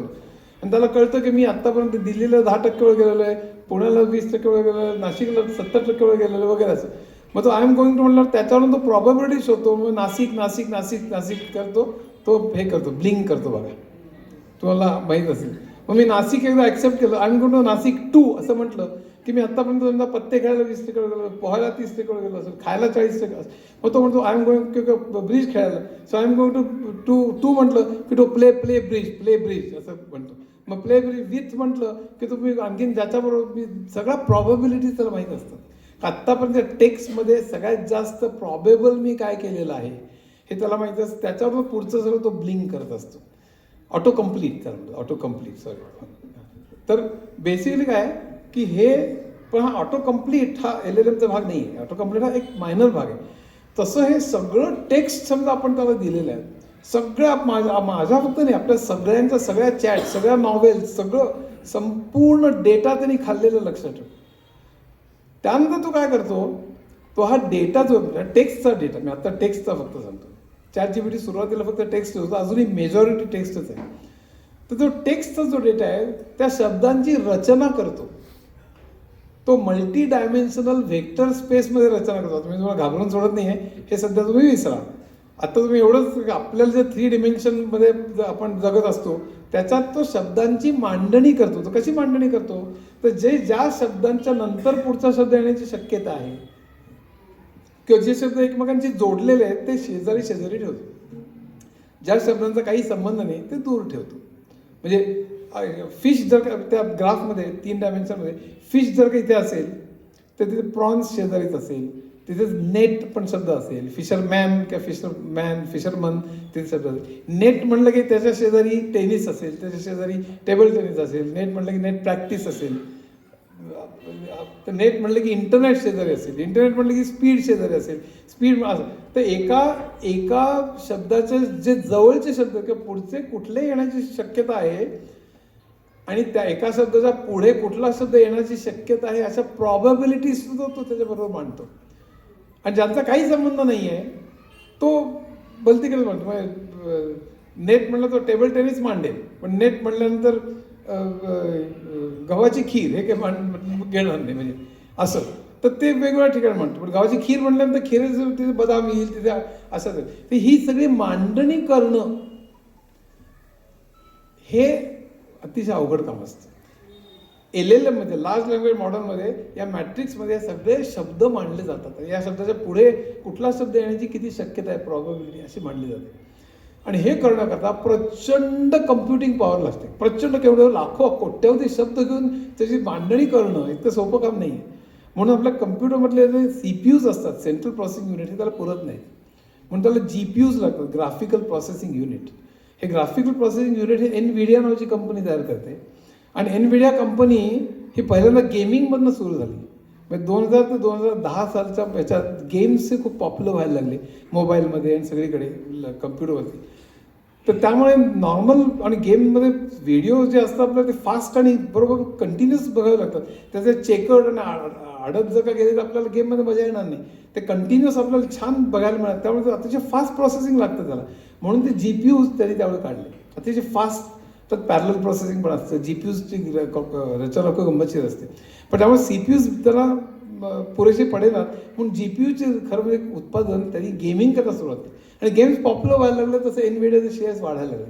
पण जेव्हा 2015मध्ये 17मध्ये जे गुगलने हे पेपर निघाला त्या पेपरवरती गुगलने काम केलं नाही. त्या पेपरवरती OpenAI नावाच्या कंपनीने काम केलं. OpenAIमध्ये सॅम ऑल्टमन नावाचा मनुष्य होता आणि एलॉन मस्क दोघांनी खरं म्हणजे पुढाकार घेऊन सगळं सुरू केलं. नंतर त्याचं भांडण झालं. एलॉन मस्क वेगळा झाला आणि त्याने आता ग्रॉक नावाची स्वतःची हे काढलेली आहे. पण त्यांनी ते सगळं सुरू केलं आणि हे आर्किटेक्चर वापरून मी आत्ता सांगितलं त्याप्रमाणे संबंध डेटा फीड करून हजारो GPUs वापरले त्यांनी. कारण प्रोसेसिंग एवढं कॉम्प्लिकेटेड आहे. सगळ्या शब्दांची अशी रचना करणं it's not very easy at all. It is extremely complicated. त्याला बराच वेळ लागतो. बरं म्हणून त्याला एनर्जी पण लागते. GPU सारखे गरम होतात ते कूल करावं लागतात. त्याचा तो कॉम्प्लिकेटेड विषय आहे तो नंतर शिव. पण अशा तऱ्हेने हजारो GPUs वापरून त्यांनी ह्या शब्दांची अशा तऱ्हेची रचना केली. ट्रान्सफॉर्म आर्किटेक्चर म्हणतात की त्या पुढचा शब्द ओळखायला पाहिजे. आणि मग काय केलं की आपण समजा त्याला एखादा प्रॉम्प्ट म्हणजे एखादा प्रश्न विचारणं त्याला प्रॉम्प्ट इंजिनिअरिंग म्हणतात. तुम्ही कशा तऱ्हेने चांगला प्रॉम्प्ट विचारलं की चांगलं उत्तर मिळावं याच्या एखादा प्रॉम्प्ट इंजिनिअरिंग ते आता बरंच वरती येत आहे.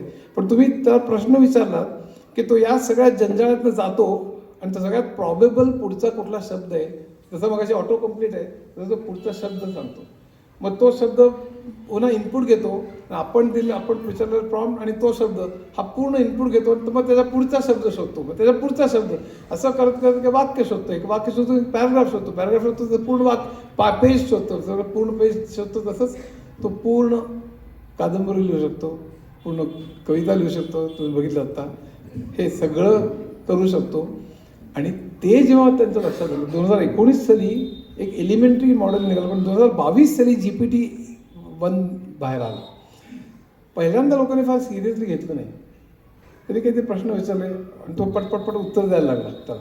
कारण ते प्रश्न विचारल्यानंतर तो सगळ्या प्रश्नाचं तोपर्यंत मगाशी नॅचरल लँग्वेज प्रोसेसिंगमुळे त्याचा प्रश्न कळायला लागला. तर कळून त्यांनी प्रॉबेबल उत्तर काढलं, तर उत्तराचं तो इनपुट घेऊन त्या पुढचा शब्द असं करतो वाक्य जोडून तो करायला लागला. आता त्याची पुढची पायरी यांनी काय केलं की त्या उत्तरात बरीच चुकीची उत्तरं यायला लागली. कारण एक तर डेटा 2019पर्यंतच दिला होता, नंतर डेटा 2024पर्यंत डेटा जाऊन दिला. आता लेटेस्ट याचा 2024पर्यंत सगळा डेटा. आणि मग त्यांनी त्याला ज्याला रिइन्फोर्समेंट लर्निंग म्हणतात ती पद्धत वापरली. म्हणजे काय, ChatGPTने काय उत्तर दिलं की जर का चुकीचं असेल ते चूक आहे उत्तर, जसं मगाशी सांगितलं तसं पुन्हा वेट्स बदलायची, तसे उत्तर चुकीचं म्हणून त्याला पुन्हा रिट्रेन करायचं उत्तर बरोबर येईपर्यंत. असं त्यांनी हजारो लाखो वाक्यांमध्ये केलं. प्रश्न विचारलं उत्तर चुकी झालं की त्याला बरोबर येईपर्यंत शिकवायचं त्याला. असं त्यांनी अनेक लाखो कोट्यवधी वाक्यांमध्ये त्यांनी हे केलं. आणि म्हणून त्याची उत्तरं जास्त ॲक्युरेट आले, कारण त्यात ती वेट्स त्यांनी ती बदलत तो जास्त शिकत गेला. हे ट्रेन केलेलं म्हणून त्याला प्री ट्रेन मॉडेल असं म्हणतात. GPT म्हणजे प्री ट्रेन बरं का, म्हणजे ChatGPT. तर ते प्री ट्रेन करून मग ते मॉडेल. तर ते आता टेक्स्ट पण त्याला चिक्कार दिलेला आहे आणि त्याला अशा तऱ्हेने सातत्याने शिकवून ते आणखीन ठाकठूक करून आणखी त्याला घट्ट केलेलं आहे. म्हणून ते आता जास्तीत जास्त बरोबर यायला लागले. त्याने आत्तापर्यंत लिहिलेले हजारो प्रोग्राम्स, कम्प्युटरचे प्रोग्रामसुद्धा त्याने वाचलेले. त्यामुळे आता तुम्ही सांगितलं की मला अनुभव घ्यायचा पेरोल करायचं आहे की हे त्याचं फॉर्म्युला असं आहे, DA 20% आहे वगैरे वगैरे, की तो त्यामुळे आत्तापर्यंत असे अनेक प्रोग्राम त्यांनी बघितलेले असतात. ते फॉर्म्युला वापरून तो पेरोल प्रोग्राम लिहून टाकतो. तो आता उद्याच्या जगात त्यामुळे कोडिंग आणि टेस्टिंग हे नष्ट होणार आहे. म्हणजे कोडिंग आणि टेस्टिंगचे जॉब जातील. उद्याच्या जगात स्क्रिप्ट रायटर्सचे जॉब जातील किंवा खूप कमी होतील. उद्याच्या जगात म्युझिकचं काय होईल तुम्हाला सांगितलंच आहे. उद्याच्या जगात शिक्षण, आरोग्य म्हणजे मेडिकल याचं मेजर म्हणजे ज्यावेळी जेफ्री हिंटनला नोबेल प्राईज मिळालं त्याच वेळेला डेमिस हासाबिसला केमिस्ट्रीचं नोबेल प्राईज मिळालं. आणि डेमिस हासाबिस आता गुगल जेमिनी जे आहे, जेमिनी ChatGPT सारखंच एक हे आहे. त्यात गुगल जेमिनी आता टक्कर देते ChatGPTची, फार मोठी रेस आहे त्याच्यामध्ये. तर जेमिनीचा मुख्य जो डेमिस हासाबिस त्यांनी अल्फाफोल्ड नावाचं एक हे काढलं. आणि अल्फाफोल्ड काढल्यानंतर त्याला केमिस्ट्रीचं नोबेल पारितोषिक मिळालं 3 वर्षांपूर्वी. त्यांनी स्टेटमेंट केलेलं आहे, चक्क त्यांनी स्टेटमेंट केलेलं आहे की पुढच्या 10 वर्षात आहे, म्हणजे अंगावर काटाळणारं स्टेटमेंट आहे, पुढच्या 10 वर्षात आपल्याला आत्तापर्यंत नोन विकार या सगळ्या विकारांवर आपण मात करू. मग डायबिटीज, अल्झायमर, कॅन्सर काय म्हणजे नोबेल लॉरेट म्हणतोय, फालतू मनुष्य म्हणत नाही आहे. ह्याचं कारण असं की आर्टिफिशियल इंटेलिजन्स आणि क्वांटम कम्प्युटिंग या दोघांनी मिळून अतिशय फास्ट आणि पॅरलल प्रोसेसिंग करून इतक्या प्रचंड वेगाने आज ड्रग डिस्कवरी होऊ शकते. ड्रग डिस्कवरी मॉलिक्यूल शोधताना तुम्ही सिरियली जावं लागायचं, हे होते का, मग ते होतंय का, मग ते होतं. आता तो एकाच वेळी क्वांटम कम्प्युटिंग आणि AI म्हणून एकाच वेळेला असंख्य गोष्टी तपासून बघू शकतो. म्हणजे अनेक वर्ष लागायची ते काही आठवड्यावर, अशा तऱ्हेने सगळं चालू आहे सध्या. त्यामुळे तो मला स्वतःला 10 वर्षात होईल असं वाटत नाही. 10-15 असेल, 20 असेल, पण त्यामुळे आणखी नवीन विकार येतील, नवीन काहीतरी होईल, त्यामुळे मी असं सगळं होईल. पण असं प्रेडिक्ट केलं जातं की साधारण या शतकाच्या शेवटी माणसाचं आयुष्य 150-200 वर्ष होईल असं नक्कीच लोकांना आता वाटतंय. म्हणजे कारण मेजर विकार गेलेले असतील आणि एंड ऑफ एजिंग ज्याला म्हणतात. काय माहिती आहे का की जीन एडिटिंग नावाचा प्रकार निघाला आता. म्हणजे असं की आपल्या शरीरात प्रत्येक सेलमध्ये DNA असतो, आपल्याला माहिती आहे. DNA हा एक जीन्सचा बनलेला असतो. या जीन्सचा संबंध ज्याला जेनेटिक सिक्वेन्स कळणं ज्याला म्हणतात, ह्युमन जिनोम प्रोजेक्ट 2003 साली होणार होता. तो 2000 साली तो कम्प्लीट झाला. मी तेव्हा अमेरिकेत होतो, बिल क्लिंटन टी व्हीवर आला आणि त्याने सांगितलं आता आपल्याला माणसाचं जिनोम म्हणजे जेनेटिक सिक्वेन्स आपल्याला कळलेला आहे. तर हा सिक्वेन्स कळलेला असतो ना, त्यामध्ये काहीतरी बिघाड झालेला असतो. म्हणजे कित्येक विकार हे जेनेटिक असतात आणि कित्येक हे ॲक्वायर्ड असतात, ॲक्वायर्ड एन्व्हायरमेंटमुळे वगैरे.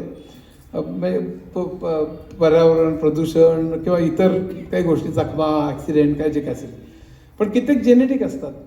तर आपला जो जेनेटिक जिनोम असतो त्याच्यामध्ये काहीतरी बिघाड किंवा काहीतरी बदल झालेला असतो. एक लक्षात ठेवा, एव्होल्युशन ही का होते त्याचा जेनेटिक्सचा काय संबंध आहे, त्याला मॉडर्न सिंथेसिस म्हणतात. ते अप्रतिम गोष्ट किमाकारांनी मी सांगितलेली. म्हणजे तुम्ही एक जेनेटिक जेव्हा एका पिढीकडनं दुसरीकडे जातात तेव्हा जीन्समध्ये काहीतरी बारीक बदल होत जातात. एकाला 6 बोटं असतील, उदाहरण एक्स्ट्रीम उदाहरण, आणि ते काही जे बदल आहेत ते काही चांगले असतात आणि ते टिकतात, त्या निसर्गाच्या याच्यात टिकतात आणि ते पुढच्या पिढीमध्ये पण जातात. आणि जे टिकत नाही ते आपोआपच नष्ट होत जातात. त्यामुळे आपल्या अमिबापासून माणूस कसं निर्माण झाला, तर हे प्रत्येक म्युटेशन त्याला म्हणतात, जेनेटिक म्युटेशन. काही बदल घडला आणि त्यातले बदल हे निसर्गाच्या बरोबर टिकले, त्या बदलातनं नवीन नवीन नवीन नवीन जीव तयार होत गेले, अशी ती थिअरी आहे. त्याला मॉडर्न सिंथेसिस म्हणजे फॅन्टॅस्टिक थिअरी. पण हे कित्येक बदल जे चांगले नसतात त्याच्यामुळे विकार निर्माण होतात. पण ते कुठल्या जीनमुळे निर्माण होत गेले, प्रत्यक्ष कित्येक वेळा gene number 3, gene number 5, gene number 213 आणि त्यातले काही हे शोधणं हे इतकं अवघड होतं आणि त्यातनं दुरुस्त करणं तर आणखीनच अवघड होतं. तर आता त्याला जीन एडिटिंग म्हणतात आणि त्याला पण नोबेल प्राईज मिळालं. त्यामुळे तुम्हाला प्रत्यक्ष जीन कुठल्या जीनमुळे काय होतं हे शोधणं आणि ते दुरुस्त करणं, चक्क त्या जीन हा पण काढून टाकणं आणि नवीन जोडणं हे आता शक्य झालेलं आहे. हे मी आता त्यात शिरत नाही, बायोलॉजी आता आणखीन आर्टिकल येतील माझी. पण त्यामुळे आयुष्य पण भयंकर मोठं होणार आहे. अनेक गोष्टींमध्ये याचा धुडगूस होणार आहे. म्हणजे मी कित्येकांना सांगत असतो की AI म्हणजे काय, किंवा AIचं पुढे कसं चालतं आणि पुढचे आपल्याला काय काय परिणाम होतील. AI एंटरटेनमेंटवरती तर प्रचंडच परिणाम होतील. मी आता माझ्या कम्प्युटरवर बसून Abraham Lincoln heroine, Madhubala heroine आहे हा सिनेमा काढू शकतो. दोघेही जाऊन बरेच वर्ष झालेले आहेत. अब्राहम लिंकन झाडाभोवती फिरतोय, मेरा प्यार तेरा प्यार, मधुबाला म्हणते अभिनय वगैरे. हे सगळं मी माझ्या घरच्या कम्प्युटरवरती बसून करू शकतो. त्याचे वाईट पण परिणाम आहेत. म्हणजे फेक न्यूज, फेक व्हिडिओज, म्हणजे त्याला तोंड कसं द्यायचं, हा सगळा जो प्रकार आहे. तर एकंदरीत हे प्रचंड वेगाने बदलणारं जग आहे. आणि याच्यावर खूप बोलू शकतो, पण मला तो वेळ बराच झालेला असेल आणि एक 5 मिनटं आहेत ना. तर मुख्य म्हणजे काय की या नाही किती वाजले, हां 1:30 तास झाला. लोक कंटाळे असतील हां. पण मग याच्यावर मी तुम्हाला सांगतो एक गंमत सांगतो. हे AIचं सगळं झालं, पण मी एक वेगळाच आणखीन गंमत सांगतो. 1997 साली बिल गेट्सने एक पुस्तक लिहिलं, business at the speed of light म्हणून. It's a fantastic book. आणि ते इतकं चांगलं आहे की ते बिल गेट्सने लिहिलं असणं शक्यच नाही असं माझा दावा आहे. म्हणजे पण तो विरोध सोडून देऊ आपण. पण काय त्याच्यामध्ये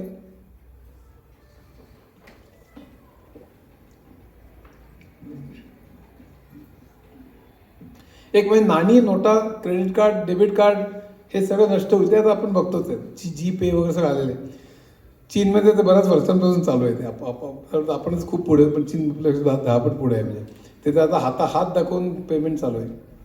पण हे सगळं नष्ट होईल याची काही शंकाच नाही.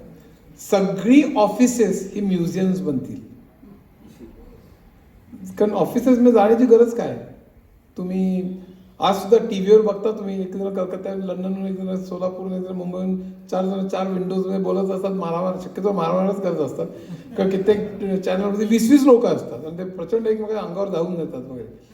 पण ते वेगवेगळ्या ठिकाणाहून बोलत असतात. मी ऑफिसमध्ये जाण्याचं कारण काय आहे, माझ्या हाताखाली 4 मी जेव्हा काम करायचो, हजारो सॉफ्टवेअर इंजिनिअरच्या कंपन्या असायच्या. भारताची माझी सेंटर्स असायची. तो Chennai centre, Bangalore centre, Mumbai centre, ते सगळे मी जेव्हा ऑफिसमध्ये जायचो होतो, माझ्या सेक्रेटरीला बोलून त्यांचे हेड्स जे असायचे त्यांना बोलवायचो आणि मग मी ते PPT की माझा सेल किती झाला, का म्हणजे माणसं किती आहेत, काय जे काय असेल ते. आणि मी सांगायचो इथे आपला परफॉर्मन्स एवढा चांगला का नाही आहे. मग तो सांगायला, मग तुम्ही मला सेल्स मग अपॉइंट करू दिलं नाही वगैरे. तो काहीतरी रडर करायचा.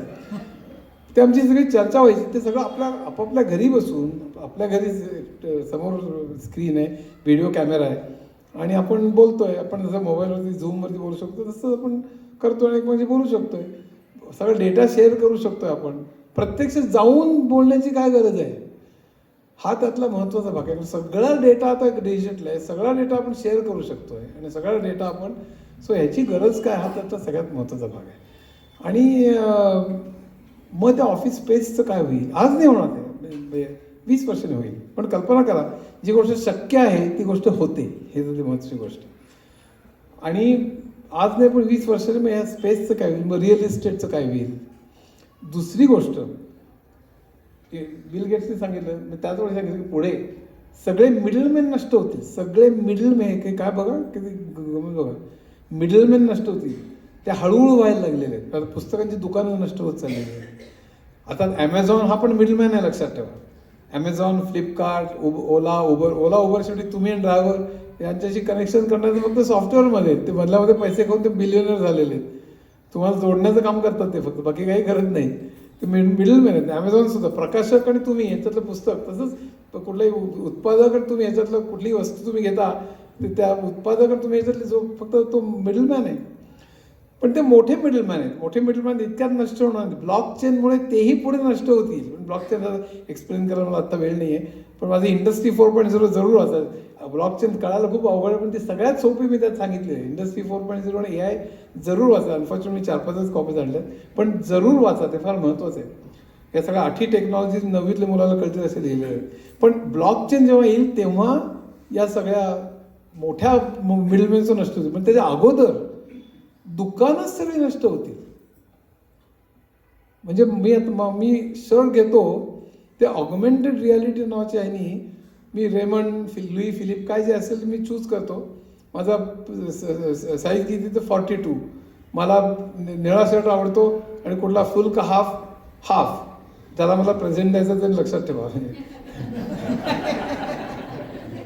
आणि त्यानंतर मी तो चूज करतो आणि त्यात मी प्रत्यक्ष विकत न घेता मला कसा दिसेल हे मी ऑगमेंटेड रियालिटीमधनं बघू शकतो.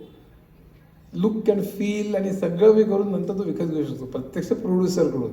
दुकानामध्ये जाऊन ट्राय वगैरे करण्याची काय कर, हा नेमणे लाल घेऊ, मग हे बघू, नाही 42 नको 40 कसं बघतो, हे सगळं मी ऑगमेंटेड रियालिटी करू शकतो.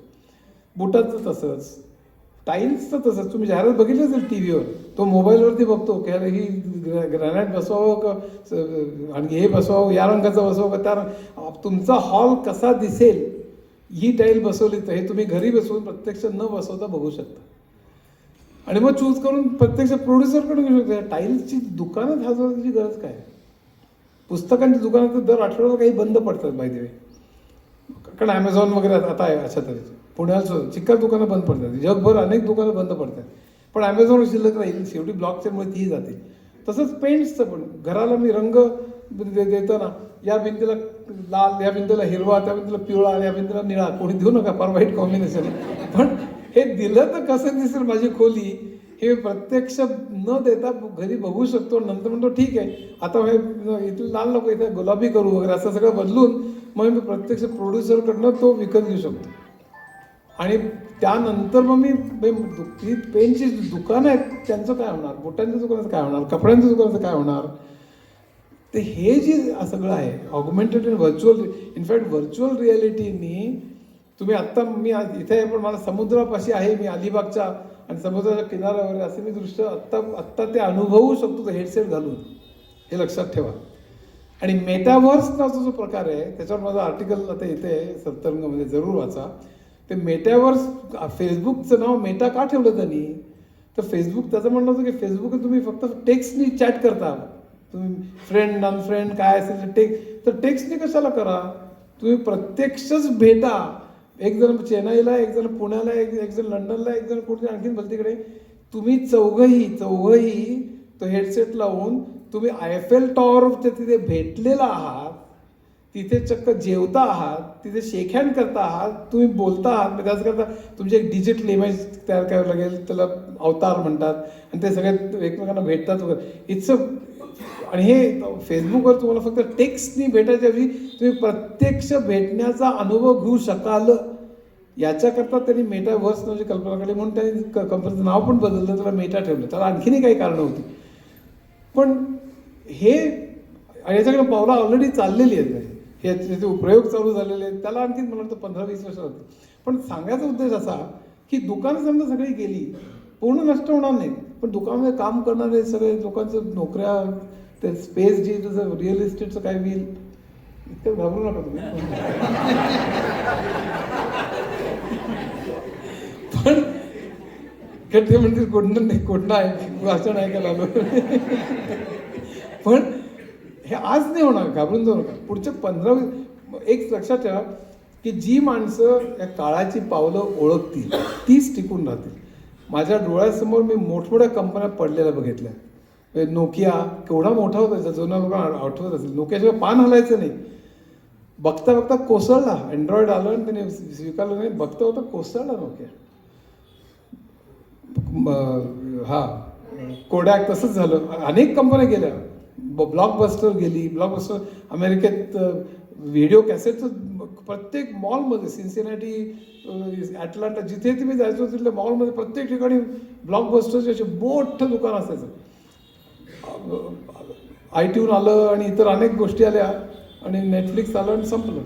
तर आता या सगळ्यामुळे जे काळाची पावलं, कंपन्या, ऑर्गनायझेशन्स तसंच माणसं जी ओळखतील तीच पुढे जातील. तेव्हा तुम्ही जे स्वतः बिझनेस करत असा, नोकरी करत असा, तुम्हाला पुढच्या 5 वर्षात हे टिकेल का? फक्त यामुळे नाही, तर या सगळ्या अब्दुल कलामने सांगितलेलं की पुढचं शतक 3 T's ने बनलेलं आहे. IT, BT आणि NT, म्हणजे information technology, biotechnology, nano technology. या सगळ्याचं बदलांमुळे उद्याच्या जगात 5 वर्षानंतर आपण टिकू का, हे प्रत्येकाने विचारायचं. इव्हन जॉबमध्ये सुद्धा. आता लगेच त्यामुळे सगळ्यांनी AIकडे जाऊन डेटा सायन्स आणि AIवर तुमच्या मुलांना सांगू नका लगेच ते घ्या. त्यात नक्की स्कोप आहे, नक्की स्कोप आहे पुढचे 5-10 वर्ष, यात शंकाच नाही आहे. पण तुम्ही मेकॅनिकल, सिव्हिल, अकाउंटिंग काही करत असाल तर त्यात तुम्ही एक्सलन्स गाठायला सांगा. जे करता ते एक्सलन्स गाठा. कारण पुढची कित्येक वर्ष AIचा उपयोग करून ते फील्ड कसं बदलेल ह्याच्याकडे कित्येक वर्ष जातील. पण त्यानंतर मात्र तुमची कामच AI खाऊन टाकेल की काय, त्या 2 एक्स्ट्रीम्स आहेत. एका एक्स्ट्रीमप्रमाणे 0% फरक पडेल, एका एक्स्ट्रीमप्रमाणे 67% लोकांचे जॉब जातील. माझ्या मते 67% जाणार नाही, 10 ते 20% लोकांचे जातील, पण उरल्यांचे जॉब्स बदलतील. म्हणजे हे टेलर क्लार्कचे जॉब्स गेले ATM झाल्यानंतर, कॅड कॅम आलं आणि ड्राफ्टमॅनचे जॉब्स गेले, वर्ड प्रोसेसिंग आणि DTP आलं आणि टायपिस्टचे जॉब गेले. तुम्हाला आठवत असेल दर कानाकोपऱ्यावर टायपिस्ट असं 3-4 कागद कार्बन कॉपी घेऊन तर टाईप करायचा आणि आवाज यायचा, लगेच रुलर मागे यायचा, पुढचं काही दुरुस्त करायचं असेल तर रबराने खोडायचं. केलं सगळं वर्ड प्रोसेससाठी. DTP शिवाय आता पब्लिशिंग आणि न्यूजपेपर शक्यच नाही. 10 वाजता अमेरिकन प्रेसिडेंटचा खून झाला तर पूर्वी खेळे जुळवणे असायचे. प्रत्येक पान असं खेळे जुळवलेले असायचे. तेव्हा जे छापायचं ठरलेलं असायचं, तेव्हा काही करता यायचं नाही. 10 वाजता अमेरिकन प्रेसिडेंट चुकून झालं तर दुसऱ्या दिवशी तो पेपर छापावा लागायचा. त्याच्या दुसऱ्या दिवशी इव्हिनिंग न्यूजमध्ये किंवा त्याच्याही पुढच्या दिवशीच्या पेपरमध्ये ती न्यूज द्यावी लागायची. पण आज DTPमुळे 10 मिनिटात जे पहिल्या पानावर तुम्ही छापणार होतात ते 4थ्या पानावर मूव्ह करायचं आणि पहिल्या पानावर त्या सर्वांनी इंटरनेटवर सगळ्या बातमी घेऊन त्याचे फोटो सगळी बातमी द्यायची. हे 10 मिनिटात तुम्ही करू शकता. एखाद्या वर्तमानपत्राने सांगितलं मी DTP वापरणार नाही, ते फेकलं जाईल, कोणी घेणार नाही ते. तर सांगण्याचा उद्देश असा की आता टेक्नॉलॉजी ही चॉईसचा भाग राहिली की नको असली तर ठीक, असं नाही. हे नेसेसिटी झालं. जे स्वीकारणार नाहीत आणि जे बदलणार नाहीत ते सगळे नष्ट होतील. आणि हे सगळं अनेक गोष्टींमध्ये होणार. मी म्युझिकचं मगाशी सांगितलं, इथे विदूर बसलेला आहे, अतिशय चांगला मोठा संगीतकार आहे तो, सतारी आहे. पण मुख्य म्हणजे काय होणार आहे की पॅटर्न जर का तो शिकवायचा, सगळ्यात महत्त्वाचा भाग काय आहे की मग त्याला व्हॅनगॉगची 100 चित्र दाखवली आणि त्याला फक्त थीम दिली की एक चंद्र आहे, इथे शेत आहे आणि मागे डोंगर आहे, तो तर व्हॅनगॉगच्या स्टाईलमध्ये चित्र काढ. तर त्याला माहिती आहे की व्हॅनगॉग सूर्यफुलाचे त्याला रंग आवडतात असं सगळं. तर तो त्याचा स्टाईल, कारण पॅटर्नमधनं शिकणं लक्षात ठेवा. अल्टिमेटली हा इमिटेशन गेम आहे. त्या शिकून तो त्याप्रमाणे दिलेल्या थीमप्रमाणे तो चित्र काढू शकतो. पिकासोच्या स्टाईलमध्ये चित्र काढून दे, हे नाही आवडलं दुसरं काढतो, 100 काढून. प्रश्न काय आहे ठिकाणी मला नेहमी लोक विचारतात, ही क्रिएटिव्हिटी काय? ही क्रिएटिव्हिटी नाही. मी त्याला क्रिएटिव्हिटी डेफिनेशन पण विचारलं ती क्रिएटिव्हिटी नाही, पण ते काढलेलं चित्र जर का चांगलं असेल, मला बघायला आवडत असेल, तर मी करायचं काय? क्रिएटिव्हिटी गेली खड्ड्यात. ही मला ते चित्र छान वाटतंय. मग मी कालच AI आणि आर्ट्सवरती माझं भाषण झालं. मग त्यामध्ये तुम्हाला सांगतो, अमेरिकेमध्ये एक पेंटिंगचं हे होतं आणि त्या पेंटिंगच्या सगळ्या स्पर्धेमध्ये अनेक सगळे चित्रकार मोठमोठे पहिलं चित्राचं नाव ते पुकारलं आणि आता कोणीच उठे ना.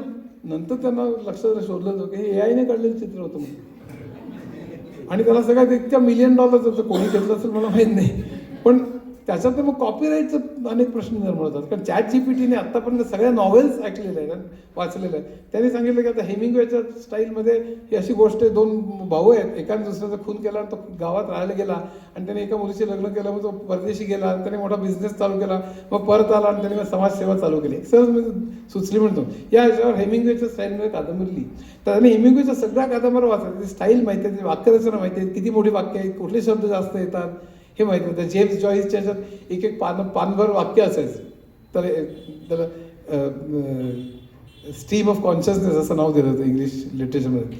पण ते अशी स्टाईल सोडून त्या स्टाईलमध्ये त्यांनी जर का लिहिलं. आता ही क्रिएटिव्हिटी काय, ते क्रिएटिव्हिटी त्यांनी पॅटर्न शोधून त्याच्यावर इमिटेट केले. प्रश्न असा की जर का कादंबरी वाचनीय असेल आणि चांगली असेल तर करायचं काय? मग क्रिएटिव्हिटी आहे की नाही याच्यावर वाद घालत बसा तुम्ही. तसंच संगीताचं, समजा रफीची शंकर जयकिशन त्याला सगळी गाणी ऐकली. शंकर जयकिशन जनरली पहाडी, शिवरंजनी आणि भैरवी त्याची 70-80% गाणी आहेत. इतरही बरेच राग त्याने वापरले. पण त्याला एखादी वाक्य हे दिलं की शंकर जयकिशनने दिलं चालीप्रमाणे मला चाल लावून दे, की तो साधारण सगळं पॅटर्न बघेल, तो कुठली वाद्य वापरायचा, काय वापरायचा, हे सगळं करून त्याच्या स्टाईलमध्ये तो मला चाल लावून देईल. ही नाही आवडली तर आणखीन दुसरी देईल. आता ती क्रिएटिव्ह आहे का? तर क्रिएटिव्ह नाही, पण ती जर का चांगली चाल असेल तर 10पैकी निवडली मी. मला 1-2 भावगीतं मला कोणती पाठवली होती, AI ने बनवली, इतकी सुंदर होती. तर मग त्याचं करायचं काय? मग उद्याच्या जगात मग चाली लावणाऱ्यांचं काय होणार? एक प्रश्न तो म्हणजे इनफॅक्ट मी नंतर विदुरशी बोलणं त्याच्यावर चर्चा करणार आहे.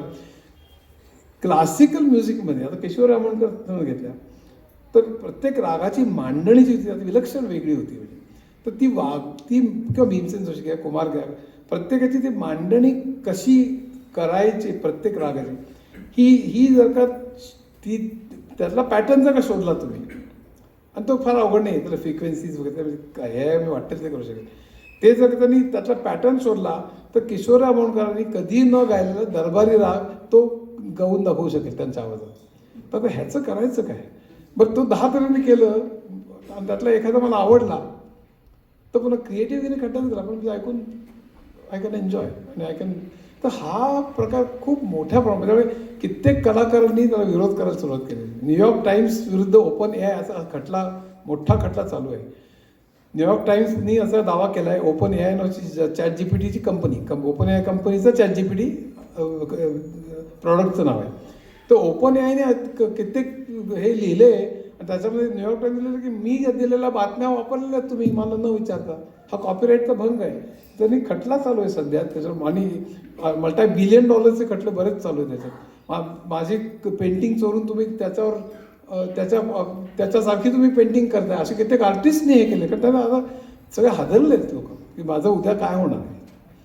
तर सांगण्याचा उद्देश असा की घाबरून जाण्याचं कारण नाही याच्यामध्ये, कारण हे खरोखरच अनप्रेडिक्टेबल आहे. म्हणजे हे प्रचंड वेगाने आणि विचित्र तऱ्हेने चाललेलं. शिक्षणाचं काय होईल, फळ्यावर लिहायचं आणि विद्यार्थ्यांनी लिहून घ्यायचं, हे तर सगळं खलासच होईल, शंकाच नाही.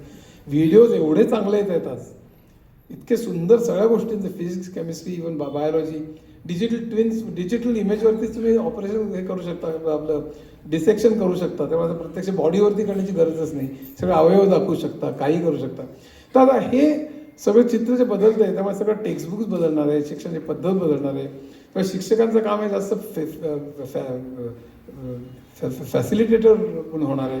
जर 15 दिवसांनी हे करायचं तर त्याच्यावर खूप बोलू शकतो, पण आपण त्याच्यावर आता थांबतो मी. हे त्याच्यामुळे एकच मला सांगणं असं आहे की तुम्ही ताबडतोब लगेच प्रोग्रामिंग, AI, डेटा सायन्स वगैरे धावपळ करू, पण तुम्ही जे करताय ते एक्सल तुमच्या मुलांना, पुतण्यांना, नातवंडांना जे असतील तुम्ही जे करताय ते एक्सलन्स गाठा.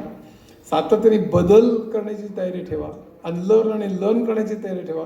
आत्ता एका सोसायटीने सांगितलं की माणसं 3 ते 4 वेळाला आपल्या जॉब बदलतील म्हणजे इन्फोसिसकडनं TCS का अमेरिकन एक्सप्रेसकडनं सिटी बँक नव्हे, जॉब बदलतील म्हणजे जॉबचं नेचर बदलेल. जसे ATM झाले आणि टेलिग्राफचे जॉब्स गेले आणि आत्ता सांगितली उदाहरणं, तसे जॉबचं नेचर बदलेलं. आणि पूर्वी ते एका दशकात व्हायचं, आता ते दर वर्षाला 3-4 वर्षाला म्हणजे प्रत्येक वर्ष आपल्या करिअरमध्ये जर का 4 वेळा लर्न करत असेल तर त्याचा सायकॉलॉजिकल परिणाम काय होतील वगैरे असे हे वेगळे विषय आहेत. पण हे अतिशय फास्ट तऱ्हेने हे बदलणार हे लक्षात ठेवा. गेल्या 10 वर्षात टेक्नॉलॉजी जेवढी बदलली तेवढी संपूर्ण मानवी इतिहासात बदललेली नाही आहे. ह्याचा अर्थ आपण लगेच हुशार झालेलो का मुळीच नाही. जसं न्यूटन म्हणायचं की मी कोपर्निकस आणि गॅलिलिओच्या खांद्यावर उभा आहे, तसं आपण हजारो संशोधकांच्या खांद्यावर उभे होतो. आणि त्यामुळे आमूलाग्र बदल अनेक गोष्टी. ड्रायव्हरलेस कार्समुळे कोट्यावधी ड्रायव्हर्सचे जॉब जातील. करायचं काय उद्या जगात? चीन आणि युरोप पण अमेरिकेमध्ये पुढच्या 15 वर्षात ड्रायव्हर्सनी करायचं काय? ड्रोन डिलिव्हरी चीनमध्ये सुरू झालेली आहे. सगळे हे जे ओला उबर पण झोमॅटो आणि सगळी लाखो माणसं जे काम करतात त्यांनी करायचं काय? कारण तर चीनमध्ये ड्रोन डिलिव्हरी सुरू झालेली.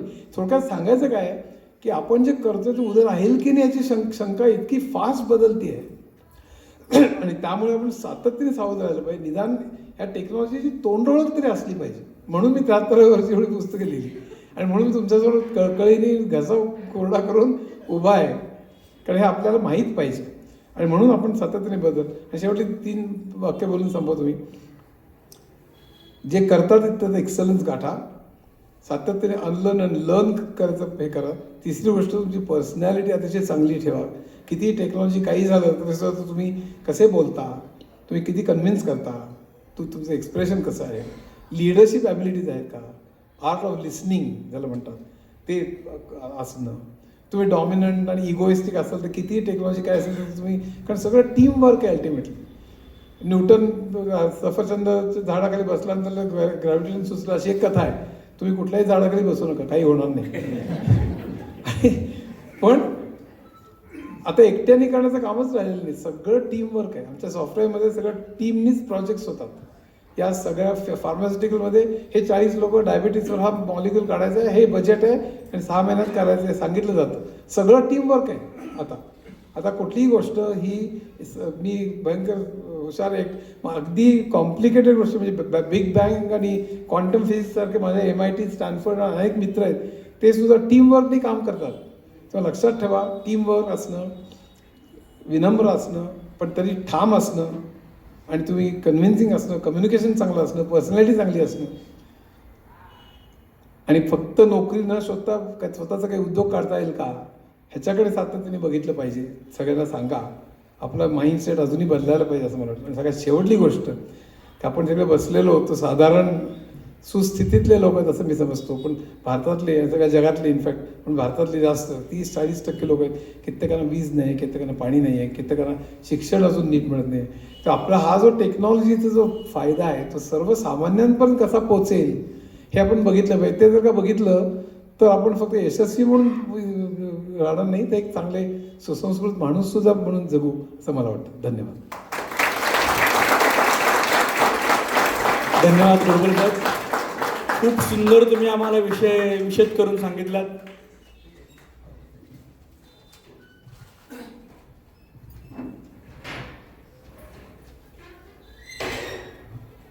आता आभार प्रदर्शन होईल, त्याच्यानंतर पसायदान होऊन कार्यक्रम सांगता होईल.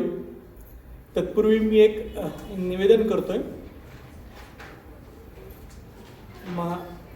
महाराष्ट्र साहित्य परिषद मावळ शाखेच्या कथाग्रुप तर्फे नाट्यछटाकार कैलासवासी दिवाकर यांच्या जयंतीनिमित्त लेखिका डॉक्टर लता पाडेकर यांच्या उपस्थितीमध्ये त्यांच्याच प्रकाश पेरण्यासाठी पुस्तकातील 7 नाट्यछटांचे अभिवाचन व नाट्यछटा मराठी वाङ्मयाचे अंग या विषयावर त्यांचा अभ्यासपूर्ण व्याख्यान होणार आहे.